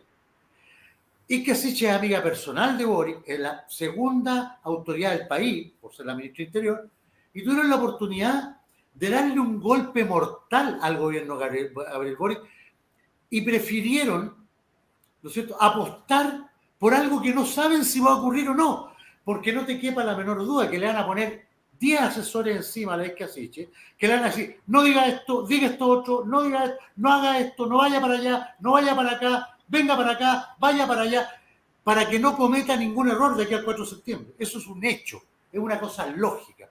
Ahora, mira, para mí lo que hizo la derecha, lo que hizo Chile Vamos, con Macaya a la cabeza, digamos, porque él fue el que sacó la voz con esto y fue el que dio la explicación de por qué no apoyaron la acusación, es como lo siguiente: tú estás en guerra en un país con otro, estás avanzando y de repente tenés la ciudad estratégica, que tú decís, de aquí salen las municiones, los víveres para las otras ciudades, y tú decís, ¿sabes qué? No la ataquemos, porque vamos a atacar otra ciudad, aunque tenemos toda la posibilidad de hacer los pedazos a estos gallos, dejar a todo el mundo sin víveres, a nuestros adversarios sin municiones, sin armas, sin nada, pero vámonos para otro lado, porque ¿sabes qué? Vamos a apostar en que se van a matar entre ellos, entonces vamos a otra ciudad. Es una locura lo que hicieron para mí, te lo digo honestamente. A ver, mira, déjame plantearte una cosa. Déjame explicarte, no creo que eso sea un problema solamente estratégico y táctico. Yo creo que, si tú me preguntas a mí, yo creo que hay momentos para discutir este tipo de cosas. Cuando tú presentas una acusación constitucional, si tú estás en desacuerdo con ella, y yo creo que esta acusación constitucional no se debió haber presentado. Si tú me preguntas a mí, el argumento táctico que tú dices, se jugaba al momento de presentarla, ¿ya? Y yo creo que era legítimo eventualmente decirle eventualmente a los republicanos que realmente ellos estaban tratando de, en el fondo, hacer un acto que en el fondo no les iba a resultar y que además eventualmente iba a ser contraproducente, por así decirlo, porque iba a victimizar a la ministra del Interior. Y la iba a victimizar y la verdad las cosas que iba a hacer perder el foco eventualmente de lo que tú querías discutir en un momento. Porque no iba a quedar claro de que verdaderamente todo lo que tú has dicho actualmente, el tema del orden público, la Araucanía, el tema actualmente del mal manejo de interior, todo, no iba a quedar claro, finalmente iba a terminar siendo otra cosa diferente. Entonces, yo creo que en ese momento es perfectamente posible eventualmente llegar y justamente alegar en contra. Yo, cuando fui uno de los 5 que presentamos la acusación contra Pinochet, yo tuve que pelear 3 meses. ¡3 meses! Con el gobierno de Frey, eventualmente, para llegar y justamente ganar el derecho eventualmente de presentarla. Incluso fueron a el presidente de la República hizo una apelación para que nos la presentáramos. Después, posteriormente, fuimos a un Consejo Nacional de la Democracia Cristiana donde querían expulsarme a mí de la democracia cristiana. Perdieron por un voto, uno de los cuales era el hermano del presidente. Y además, en segundo término, eventualmente, después de ese hecho, me encontré con gente que le puso palos o le puso efectivamente obstáculos eventualmente a la acusación durante todo el proceso. Entre ellos, Ignacio Walker, que ya voy a mencionar respecto a su hija en esta vuelta, porque intervino como abogada de la ministra del Interior. Y la verdad, las cosas que efectivamente... y el otro hermano de Ignacio Walker se confundió en las bolitas, porque esto se votaba, no sé si todavía, pero se votaba con una bolita. Entonces Patricio Walker entró a la Cámara de Diputados y apenas asume como diputado, hay que votar con la bolita y dice que se confundió y quería votar a prueba, votó rechazo. Tú comprenderás que un huevón que te dice que es parlamentario que se confunde con las bolitas, es como para mandarlo, tú sabes dónde. Entonces, la verdad, la cosa es que para estos efectos te mienten, están mintiendo. Eran tipos que querían llegar y poner obstáculos en una cosa de esa, y no se lo he perdonado nunca. Nunca. Incluso él me dice siempre que yo nunca lo he perdonado, eventualmente le digo, es que no te voy a perdonar nunca. A mí cuando la gente hace estas cosas yo las cobro. Pero además, tú te has encontrado eventualmente de que pusieron obstáculos también con Elwin. Elwin un día dice que, porque Pancho Cumplido le había dicho que le gustó como nosotros habíamos hecho el alegato de la acusación, porque fueron 3 capítulos, pero además que le hicimos con una lógica determinada, que le gustó a un Pancho, ¿ya? Y la verdad de las cosas es que Elwin, el primer día, justo antes de que se tenía que votar en la Cámara de Diputados, dice que si él tuviera que votar, iba a votar a favor, y al día siguiente se da vuelta, porque lo llama Benninger. Y llega y dice, no, yo votaría en contra. ¿Ya? Y la verdad de las cosas, yo eso lo vi en carne propia. Entonces, yo lo que te quiero decir, hay un momento para enervar una acusación constitucional que es al momento de su presentación. Pero una vez que la presentas, tú tienes que entender que adquieren vía propia las acusaciones. Y da lo mismo que te la presenten. Y creer de que tú puedes llegar y solamente hacer una especie de excusa política en una u otra es un error. Esto pasó mucho, ¿sabes con quién? Con Andrés Chadwick. Cuando se presenta la acusación constitucional contra Andrés Chadwick, ya era inevitable de enfrentar el tema del reventón social. Te gustara Andrés Chadwick o no, lo quisieras proteger o no. No te quedaba otra alternativa, había un problema. Si no eras capaz de detener la acusación constitucional, era obvio que te iban a destituir al ministro del Interior, te lo iban a destituir, era inevitable eventualmente. Y lo mismo habría pasado con Víctor Pérez, si que no hubiera renunciado en un determinado momento. Era inevitable. Bueno, aquí era algo parecido a eso. Y el problema que tú tienes eventualmente son el partido político que se le ocurrió hacer esto. Porque tú comprenderás que, mira, los republicanos están en este momento en un negocio de tratar de, en el fondo, sacarle lustre a su bancada. Eso es lo que están haciendo. Y los tipos eventualmente les importa un bledo el resto. Hoy día, ellos creen que sacan lustre presentando esta acusación constitucional, pero yo después del plebiscito, yo lo que he dicho es que si llega a ganar rechazo, y se lo dije a Javier Macaya, se lo dije a Javier Macaya, tú no vas a ser el interlocutor válido, ni tampoco Luciano Cruzco, que van a ser los interlocutores válidos para el gobierno en caso de que gane rechazo en el Congreso. Mentira. Aquí el que va a tener poder con el gobierno va a ser el disco lo más barato. Y yo te voy a decir quiénes son esos 2 discos los más baratos en ese Congreso, en la oposición. Son el señor Gaspar Riva en la Cámara de Diputados y el señor Rojo Edwards en el Senado. ¿Tú te acuerdas que hace poco, semanas atrás o meses atrás, tuviste a Rojo Edwards diciendo que había que hacer una nueva convención constituyente? Y lo desautorizó la gente del Partido Republicano, lo desautorizó su propia gente eventualmente. Aquí tú vas a tener gente de los republicanos hoy día presentando una acusación constitucional contra la Ixasiche, pero mañana entrando a salvarlos. Los van a ir a salvar. Y los van a ir a salvar si es que les conviene. Entonces, lo que yo te quiero tratar de decir es que uno de los defectos de este numerito hoy día es de que por un lado fue presentado por gente que tenía objetivos de corto plazo, que no tienen poder suficiente y no son validados por sus socios, por así decirlo, para poder hacerlo. Y en segundo término, eventualmente, son personas que son un tiro al aire. No sabes en qué parada van a estar en el futuro. Y una de las cosas que yo le dije a Macaya, a Javier Macaya y a Luciano Cruzco, que se los dije en buena, se los dije, ustedes no dimensionan que después de este plebiscito ustedes no controlan nada. A diferencia de lo que ocurrió con Elwin incumplido después del plebiscito del 88, ustedes han ayudado a que la fragmentación va a seguir igual y va a ser peor. O sea, tú vas a tener el verdadero articulador de toda esa fragmentación, ¿quién es? El gobierno. El gobierno va a ser el que va a tener la capacidad para llegar incluso en tus actores opositores. Si tú haces un examen riguroso de Javier Macaya, y eso se lo he dicho a él, si tú haces un examen riguroso de Javier Macaya, tú vas a ver eventualmente de que él ha estado por evitar el quinto retiro. Incluso él participó en las tratativas para llegar a impedir de que el quinto retiro se aprobara.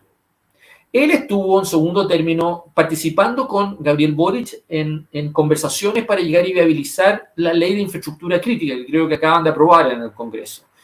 Y al mismo tiempo llegó y ha participado eventualmente en iniciativas para viabilizarle el estado de emergencia en el sur.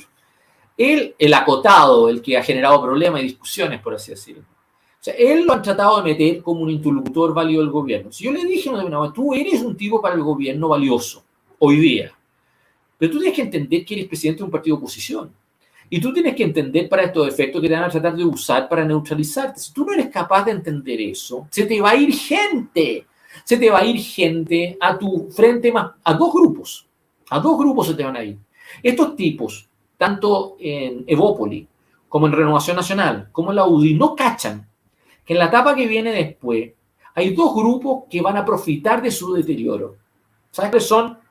Uno es una derecha integrista que está representada por Cast y los republicanos. Ellos van a aprovechar. Ellos van a aprovechar y van a llegar y extremar a los Vox eventualmente todas estas maniobras, estos hechos para diferenciarse, por así decirlo. Y el segundo grupo que va a crecer de nuevo eventualmente es el populismo tipo Parisi. Por eso yo creo que esta especie de afán de volver a darle protagonismo a Evelyn Matei es tardía, no demuestra buena fe de los grupos que están detrás y además no compensa una realidad muy grande. La verdad, las cosas que en la etapa que viene después, yo no creo que la Evelyn efectivamente sea la persona que sea capaz de alguna manera de llegar y llenar el vacío político liderazgo en el país. Fíjate que se demoraron, Andrés.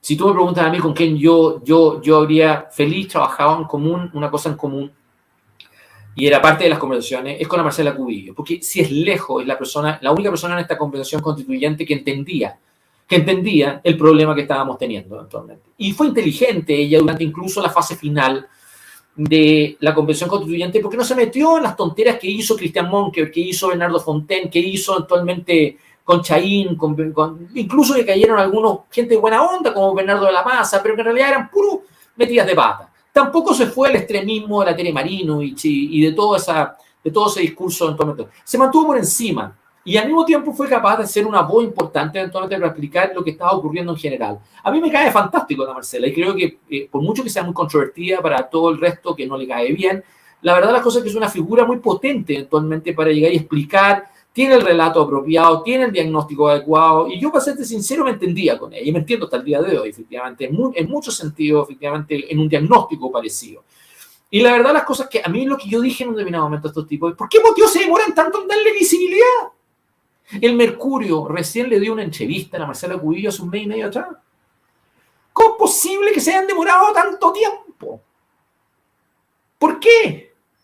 Prefirieron una carta de Longueira pidiendo una nueva convención constituyente. Prefirieron poner al Rojo Edwards en el cuerpo C, el Mercurio, eventualmente llamando a una nueva convención constituyente. ¿Por qué?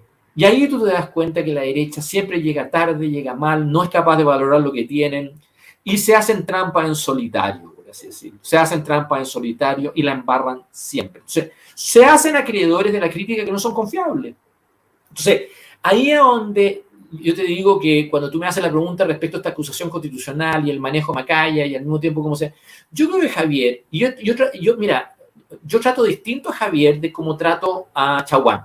Yo con Chaguán, imagínate, es muy duro decirle a alguien que es un mentiroso, ¿te fijas? No confío en ti, ¿te fijas? Es muy duro esa dinámica. No, yo no hago eso con Javier. Yo sé que él resiente y él no le gusta que yo he contado todo lo que he contado eventualmente. Pero la verdad las cosas es que yo con Javier eventualmente no lo descuento, no lo descalifico eventualmente, pero yo he tratado de persuadirlo y decirle, mira, tú tienes riesgos de captura eventualmente por sectores que te van a perjudicar. Tú tienes eventualmente un problema de diagnóstico. Tú tienes un problema de rol, de no entender tu rol. Y tienes un problema al mismo tiempo que le has dado caso actualmente a personas de tan bajo perfil, advenedizos políticos eventualmente que te van a llevar a una derrota política porque no tienen experiencia en el ciclo político que tú pretendes llegar y gestionar como lo estás haciendo, por así decirlo. Entonces, y eso se refleja en las encuestas de opinión. CEP lo trata muy mal. Los presidentes de los partidos de Chile Vamos tienen muy mala talante, por así decirlo. Y yo te diría que en general ese es el problema, porque tú sacas de la nada a una persona que viene de un distrito en la sexta región. Fíjate que son todos de la sexta región. Diego Chalper de la sexta región. Javier Macaya de la sexta región. Si tú sacas a Raúl Soto, que es el presidente de la Cámara de Diputados, era el jefe de gabinete de Ricardo Rincón. Hoy día está en el PPD, pero era de la democracia cristiana. ¿Ya? Esos tres son todos de Rancagua. ¿Qué haces tú con estos guasos ladinos? Eso es lo que yo digo, y se lo he dicho a Javier. ¿Cómo es posible tener una cultura de guaso ladino acá? Como tú te acuerdas de Barros Lucos, que decía que habían dos clases de problemas. Los que no tenían solución, los que se resolvían solo. ¿Ah? ¿Cómo es posible esa mentalidad? Son personas que son actores políticos. Entonces tú no puedes llegar y ser el guasoladino en esta vuelta, ¿te fijas, no? Bueno, yo se lo he dicho a él esto. Yo creo que no caigo bien. Evidentemente que lo que estoy diciendo es una pesadez. Pero la verdad las cosas que lo que quiero es he tratado de hacerles ver que tienen una llave y que les va a durar poco la llave. Y yo creo que no la han sabido usar, no la han sabido manejar. Y yo creo que ellos están convencidos que ganan. Ojo, en enero Javier a mí me dijo que no se ganaba, que no había forma de ganar este plebiscito. Y ahora ellos están convencidos que se gana este plebiscito, hagan lo que hagan. Y no quieren perder el control de eso. Y lo van a perder. Porque la verdad, las cosas que gane apruebo o gane rechazo, lo más probable es que va a ganar apruebo, porque ganar incluso rechazo no van a controlar nada. Entonces, cuando tú me dices la acusación constitucional contra la Siche, eventualmente, hay que entenderla en ese esquema, por así decirlo. Y no solamente Javier Macaya, mira la otra. Si yo te hablé de los hermanos Walker para llegar y terminar la Lisa Walker. ¿Qué hace la Lisa Walker de abogada de Issa Siches? ¿Qué hace ella ahí? ¿Te fijas o no? Es lo mismo que para la acusación constitucional con Piñera aparecía, no sé si tú te recuerdas, inicialmente apareció Jorge Correa con Jorge Burgos, y Jorge Burgos tuvo que renunciar porque le pidieron a la democracia cristiana que optara entre defender a Sebastián Piñera o ser demócrata cristiano, y tú comprenderás que ahí hay un rol político también, ¿te fijas o no?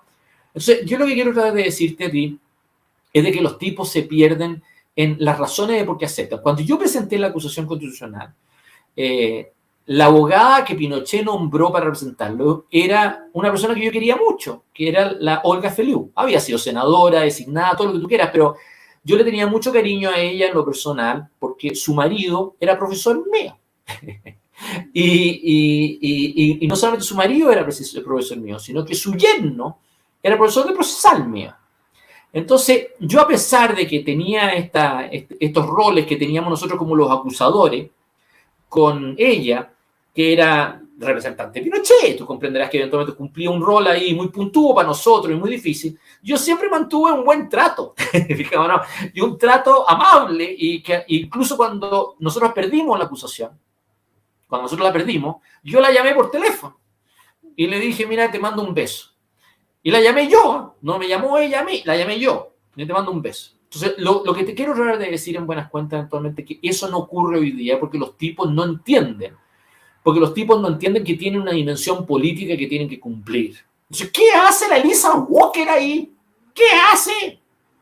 Entonces, yo ahí, a mí me despierta mi mala onda con esa familia completa.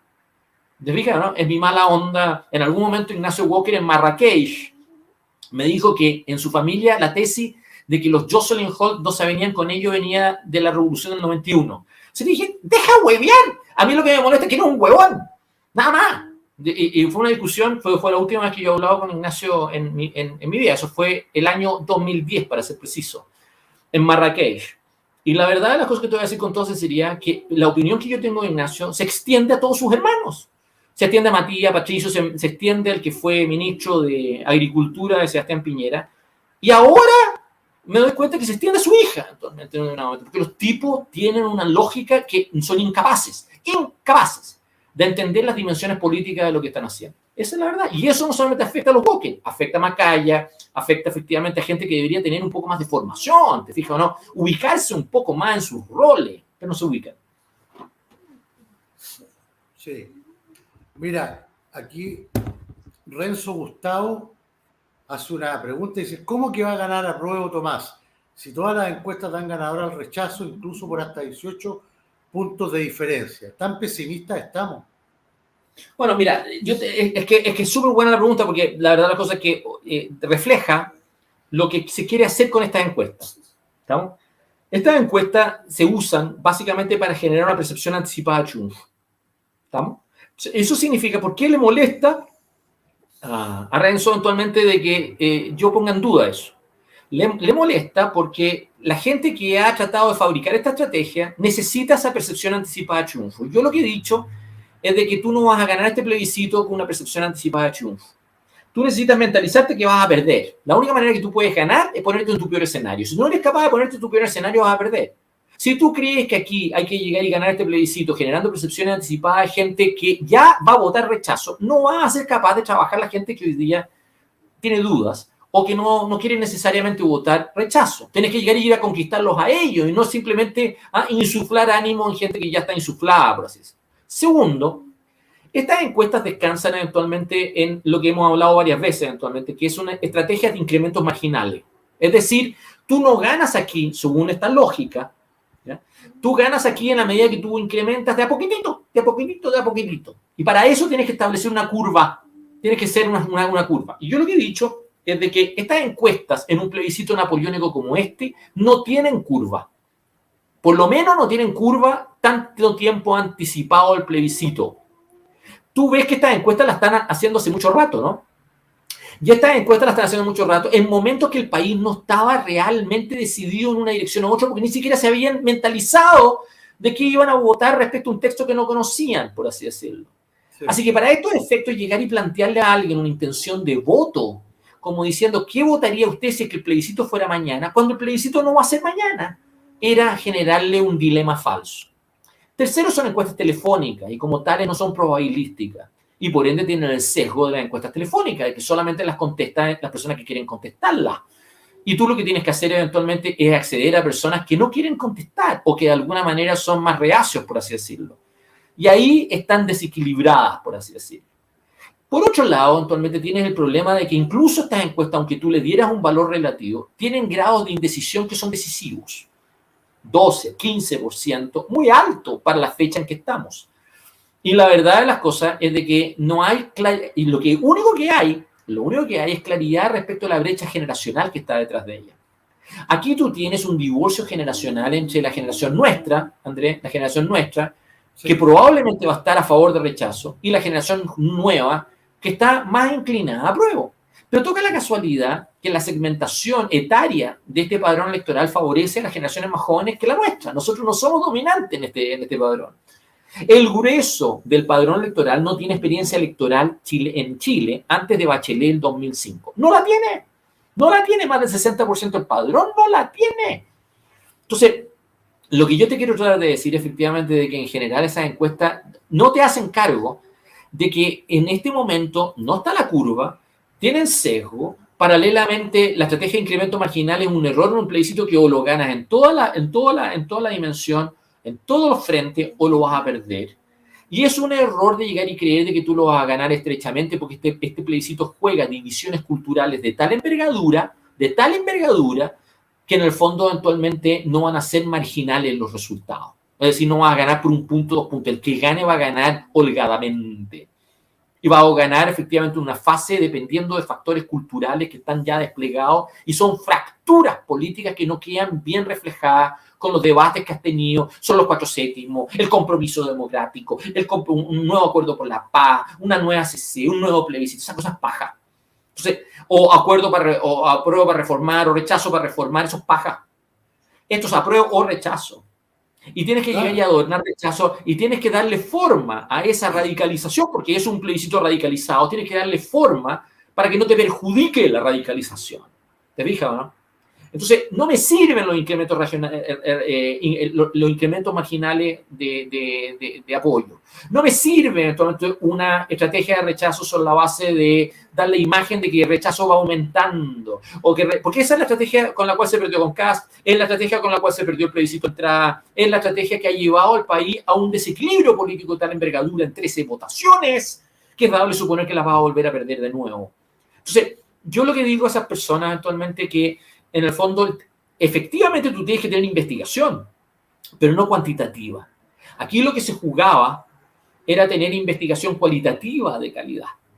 Y investigación cualitativa de calidad, eventualmente, que te permitiera entender qué es lo que pasaba en ciertos segmentos de la población y la lógica que tenía. Fíjate, hoy día, yo leí un artículo respecto de la elección del liderazgo conservador inglés después de Boris Johnson. Tú has visto que han tenido una disputa, incluso se está empezando a desgranar el choclo eventualmente respecto de quiénes van a ser los candidatos y otros. Y hoy día yo leí un artículo en un portal que se llama Unheard, que es muy bueno, que es muy de un grupo de Tories que están más ligados a David Cameron, eventualmente, lo que se llaman los One Nation Tories. pero es un tipo muy inteligente, eventualmente, que hizo un análisis de qué es lo que realmente quieren los Tories, qué es lo que se juega en esta elección, y sobre todo para tratar de contrastar el discurso de los candidatos versus las tendencias y las visiones que tienen cierto tipo de votantes conservadores en ciertos lugares geográficos del país, sobre todo en lo que se llama el Red Wall, es decir, en donde se producía eventualmente un divorcio muy grande en distritos que eran históricamente muy pro-laboristas, pero que con motivo del Brexit cambiaron eventualmente a favor de los conservadores. Eso más hacia el norte de Inglaterra, eventualmente, y hacia el sur de Escocia. Bueno, yo te quiero tratar de decir eventualmente que el artículo fue fascinante porque demostró eventualmente que mientras los candidatos estaban todos proponiendo bajar impuestos, en realidad el grueso de esos votantes eventualmente eran partidarios de subirlos. Y demostraban eventualmente de que de esos temas no estaban en el debate eventualmente del liderazgo conservador en ese momento. Y yo mostré esto. Porque si tú comparas lo que tú escuchas en Chile, cuando tú ves las redes sociales de Patricio Navia, de Mauricio Morales, escuchas a Roberto Isakson, o escuchas a Cristian Valdivieso, o escuchas a Pepe Out, que son los 5 cocheros de la muerte, a mi modo de ver. Los 5 cocheros. Tú vas a ver a estos 5 tipos pauteando apruebo y rechazo. Eso es lo que hacen. Patricio Navia habla del suicidio del plebiscito. Mauricio Morales le da consejo a rechazo y apruebo como le da la gana. Cristian Valdivieso dice, no me confundan con rechazo, pero dice que la derecha no se puede marginalizar en rechazo. Roberto Isakson es el más fresco de raja todo, porque efectivamente ese tipo va a contratar en Hacienda y después entrega todas estas encuestas semanales para llegar y mantener a la plaza encrispada en estos crecimientos baja. Además, te quiero decir que Roberto tiene el problema eventualmente de que la empresa de él ni siquiera pertenece a la asociación de encuestas respetadas en Chile. No está, no existe, ¿no? Entonces, yo te quiero decir efectivamente, cuando tú tienes a estos tipos actualmente y los comparas con lo que te estoy diciendo, este artículo que yo leí hoy día en la mañana, ¿ya? Y los comparas, tú te das cuenta que aquí los tipos que deberían estar encargados de tratar de objetivar, de dar los datos duros, de ser capaces de llevar una investigación cualitativa, no cuantitativa, cualitativa de calidad, no están haciendo su pega.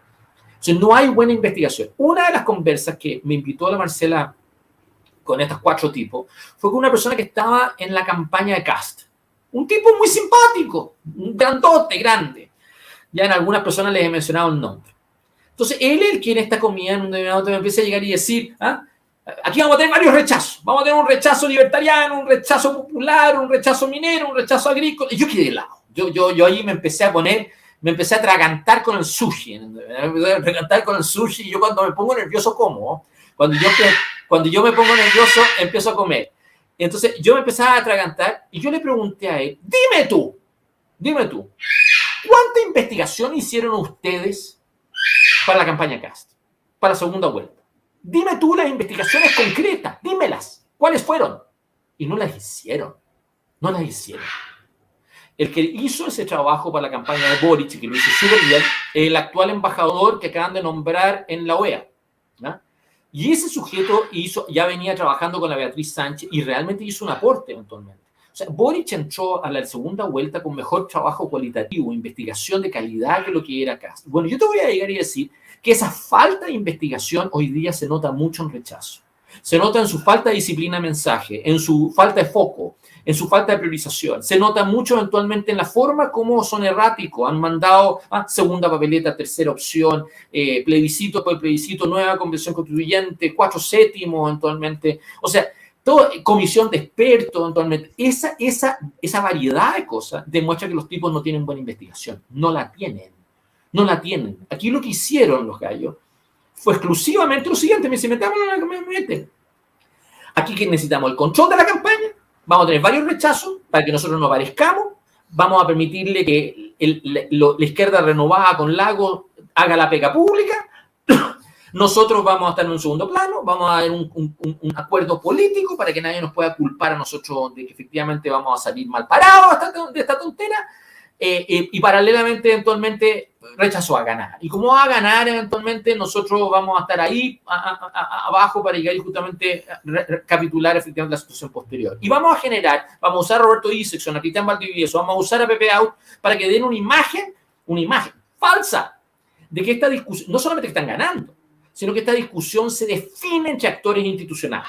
Se define entre parlamentarios, ministros, el Mercurio, la segunda, la tercera, gremio, Juan Sutil y todo, y eso copa la plaza. Bueno, perdón que yo haga un gesto que mi líder espiritual, Ixia Sichen, me enseñó a mí efectivamente hace unos años. ¡Pico! ¡Pico!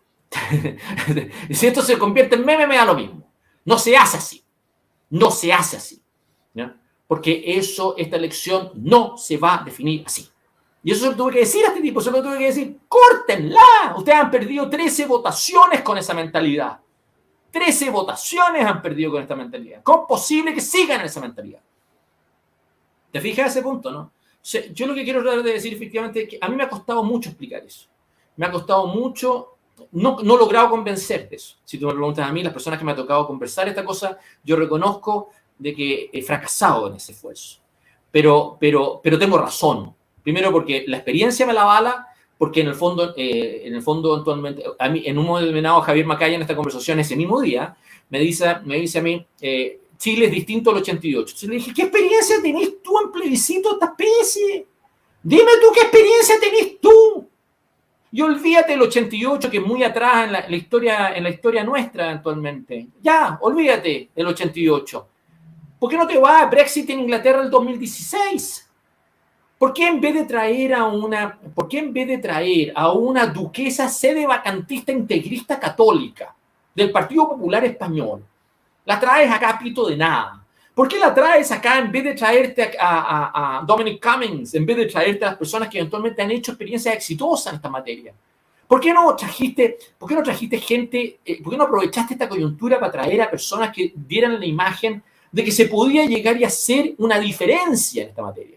Bueno, ahí me pidieron esta minuta, que yo te contaba en otras oportunidades, que yo la tradujera en una propuesta estratégica. Y esas son las 9 páginas que yo efectivamente les entregué. ¿Y qué les importó un bledo? No lo hicieron, efectivamente, no hicieron nada, no hicieron ninguna de esas cosas. Hoy día recién te mandé a ti para tu consumo personal esa minuta eventualmente. Pero para que por lo menos tú seas testigo mío de que esa minuta existe. ¿Eh? Y por lo menos yo hice mi mejor aporte, por así decirlo, por tratar de persuadir. Pero lo que más me frustra a mí en este esquema, y perdón por ser tan gráfico en esta frustración, tan gráfico en ella, a mí lo que más me frustra eventualmente es la incapacidad de gente para llegar y por lo menos, porque yo le dije en un determinado momento, ¿qué te importa? ¿Qué te importa? ¿Ya? Abrirte a la posibilidad que puedas estar equivocado. ¿En qué te cambia tu rol? ¿Por qué no te pones 5 minutos en la posibilidad que yo tengo razón? ¿Ya?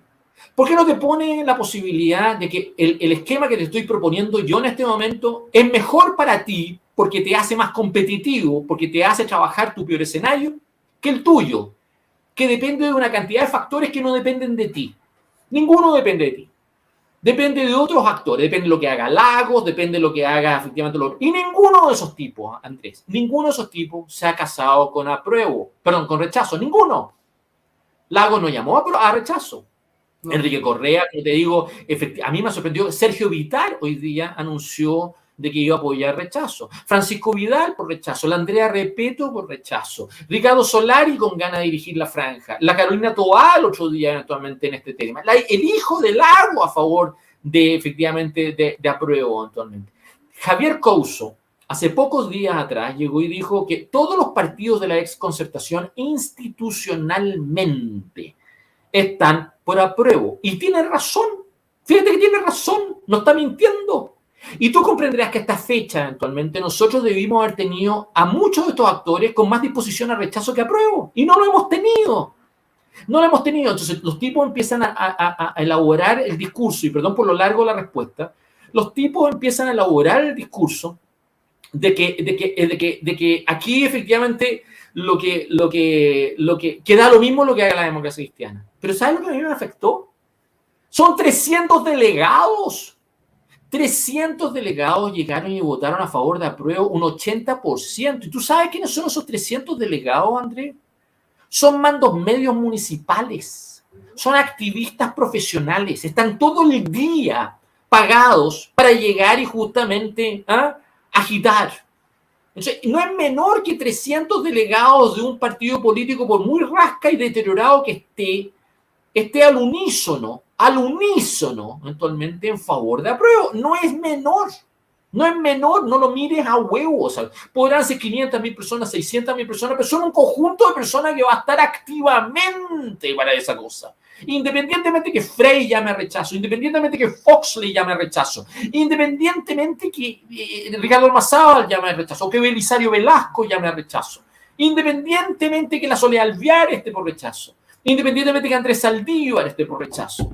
Todo el resto de esa gente les importa un bleo eventualmente. Y la verdad de las cosas es que esa gente está en la calle. Y esa gente está en la calle, trata con gente y está efectivamente en un día. O sea, yo creo que las válvulas culturales de esta elección no están bien asumidas. No están bien asumidas y no han estado nunca bien asumidas. Y ese es mi problema. Rechazo hoy día debería ser la opción más sexy cultural en la plaza. Y la verdad de las cosas es que efectivamente no lo es. Y no lo es porque está a la defensiva, está complejada. Es una opción política que en este instante eventualmente se muestra ante los demás como dando explicaciones y tratando de venderse por otra cosa.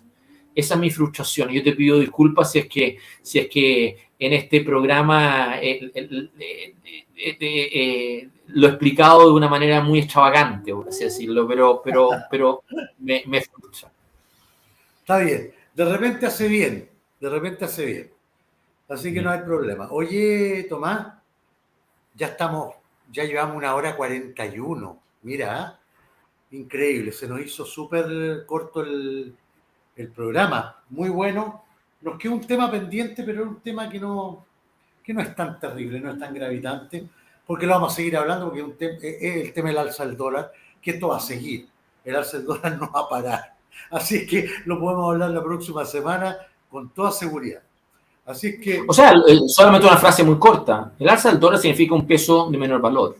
Y significa que eventualmente tu economía vale menos. Y significa, eso puede generarte una competitividad a sectores que transan afuera, eventualmente. El sector transable de la economía. Entonces, los exportadores pueden estar felices, todo lo que tú queráis, pero no te va a compensar el problema social que tiene para vastos sectores del país que dependen de un sueldo. Y hoy día esos son derrotados netos, por así decirlo. Y va a tener un problema social asociado actualmente al hecho de que va a tener una economía más cara, va a tener una economía con más estrechez económica y que en el fondo lo que la gente gana va a valer poco. Eso es un problema. Sí, claro. ¿Estoy equivocado en eso? ¿No? Tú tienes mejor manejo de números que yo eventualmente. Sí, ¿Estoy equivocado en eso? realmente hay que siempre tomar en cuenta lo siguiente. El hecho de que el peso se desvalorice, porque en definitiva, porque mucha gente, tú sabes que siempre, todo el mundo habla porque es más fácil hablarlo de esa manera, que dice el dólar sube, el dólar baja, el dólar no sube ni baja.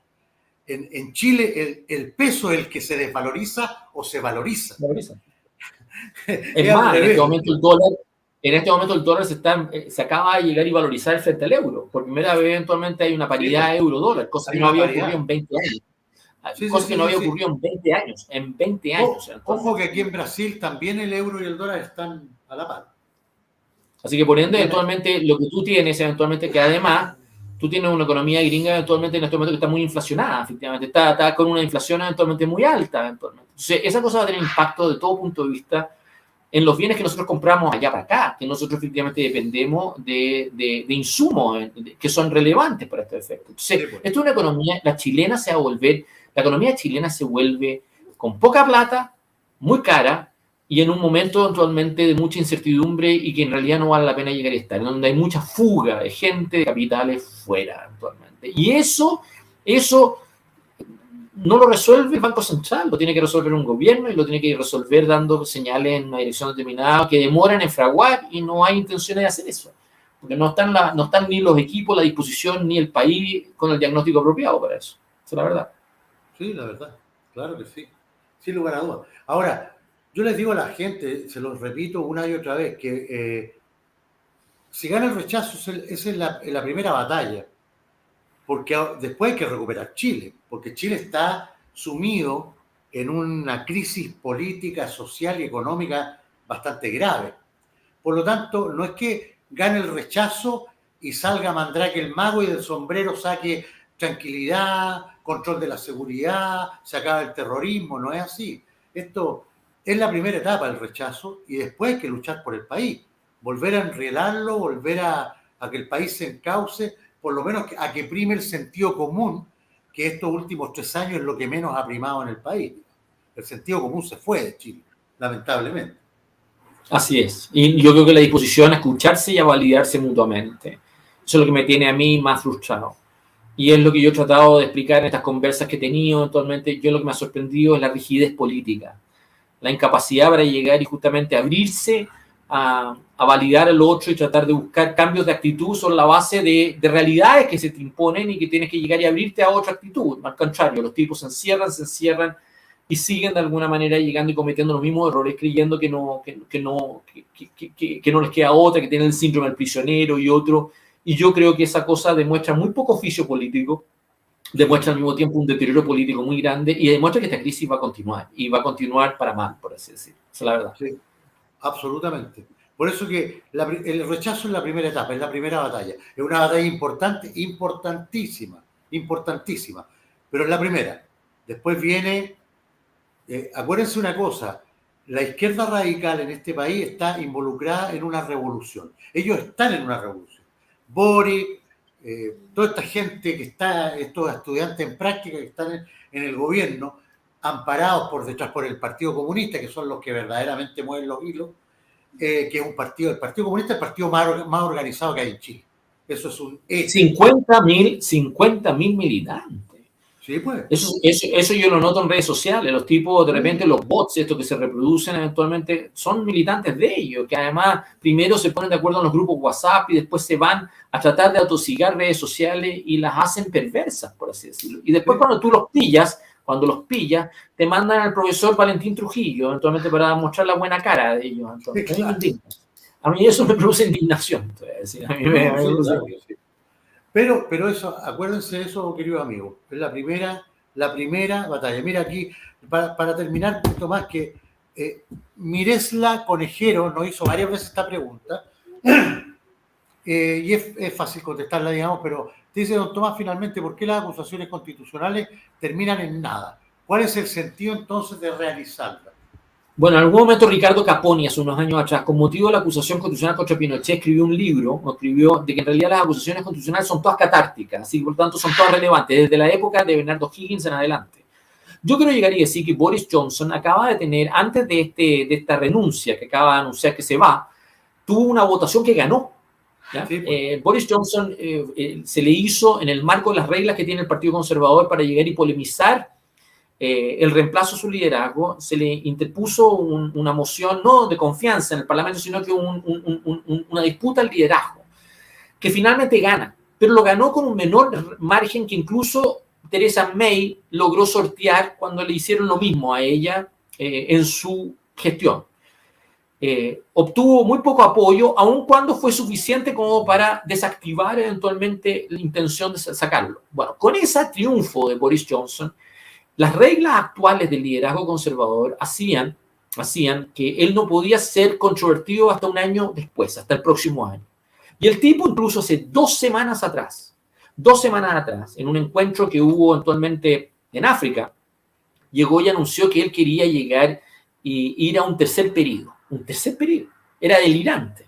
Bueno, en menos de 2 semanas, esas pretensiones de deseos de continuar se convirtieron en la nada y tuvo una rebelión interna de sus ministros, partiendo por el ministro de Hacienda, partiendo por los demás. Actualmente hubo el reemplazo del ministro de Hacienda, duró 48 horas.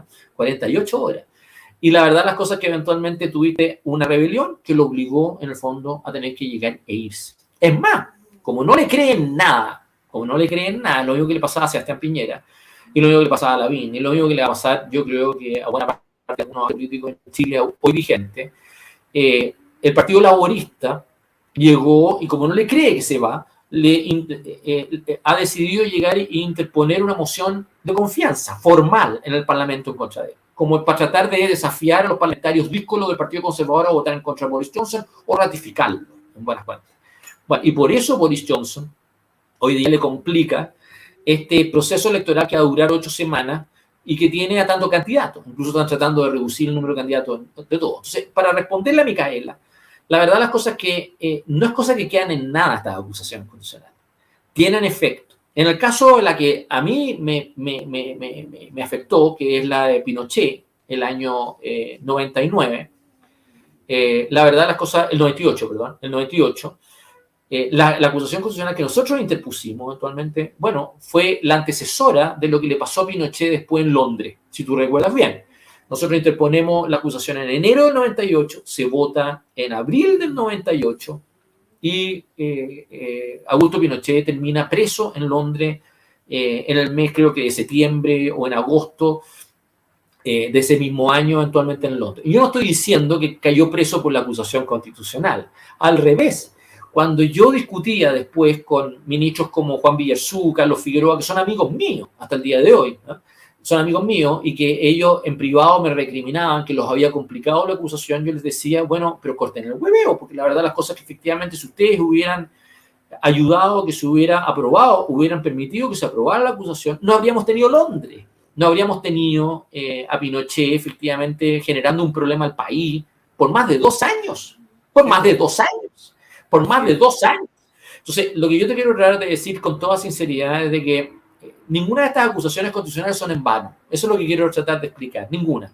Anda a preguntarle a la Jasna Proboste si fue en vano la acusación constitucional que se le interpuso a ella.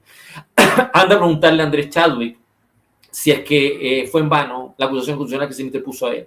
Anda a preguntarle a Harold Bayer si es que fue efectivamente, ¿cómo se llama?, banal lo que se le presentó a él. Anda a preguntar, está muerto, pero anda a preguntarle al ministro Cereceda, ¿cómo se llama? Anda a preguntarle a Servando Jordán, que también está muerto actualmente, si fueron en vano las acusaciones constitucionales que se les interpusieron contra ella. No, son en vano, tienen efectos. Y yo no creo que hoy día Ixe Siches está hoy día una figura fuerte. No lo es, no lo es. Es una figura débil, es una figura que no lo hace bien, y es una figura que realmente no va a durar. Y eso lo doy por firmado, te lo doy por firmado. Ixe Siches después del 5 de septiembre desaparece. Yo no sé si que la van a mandar a otro cargo, lo que sea, pero la verdad las cosas que, como ministra del Interior, no se sostiene. Y eso todo el mundo... Está claro que la van a sacar después del 5, sí, sin duda, sin duda. Bueno, Tomás, nos vamos ahora. A los amigos les recuerdo que mañana a las 7 de la tarde, jueves 7 de la tarde, tenemos el programa con Hermógenes Pérez de Arce. También tenemos hartas cosas que hablar con Hermógenes. Y el viernes a las 8 de la noche con la Pía Marinovich. Así que, no a las 8, perdón. 7:30 de la tarde, 7:30 con Pía Marinovich el viernes. Así es que tenemos harto programa. El sábado también tenemos programa, como siempre, a las 7 de la tarde. Así que nada, lo espero mañana a las 7 de la tarde con Hermógenes Pérez de Arce. Tomás, muchas gracias por tu tiempo, por tu... Me porté muy mal. Muy mal. No, para nada. Está bien. Ya, Para nada. Bueno. Así que nos vemos. Que estén bien, queridos amigos. Chao, chao. Muchas gracias. Nos vemos mañana. Cuídense. Chao, Tomás. Chao.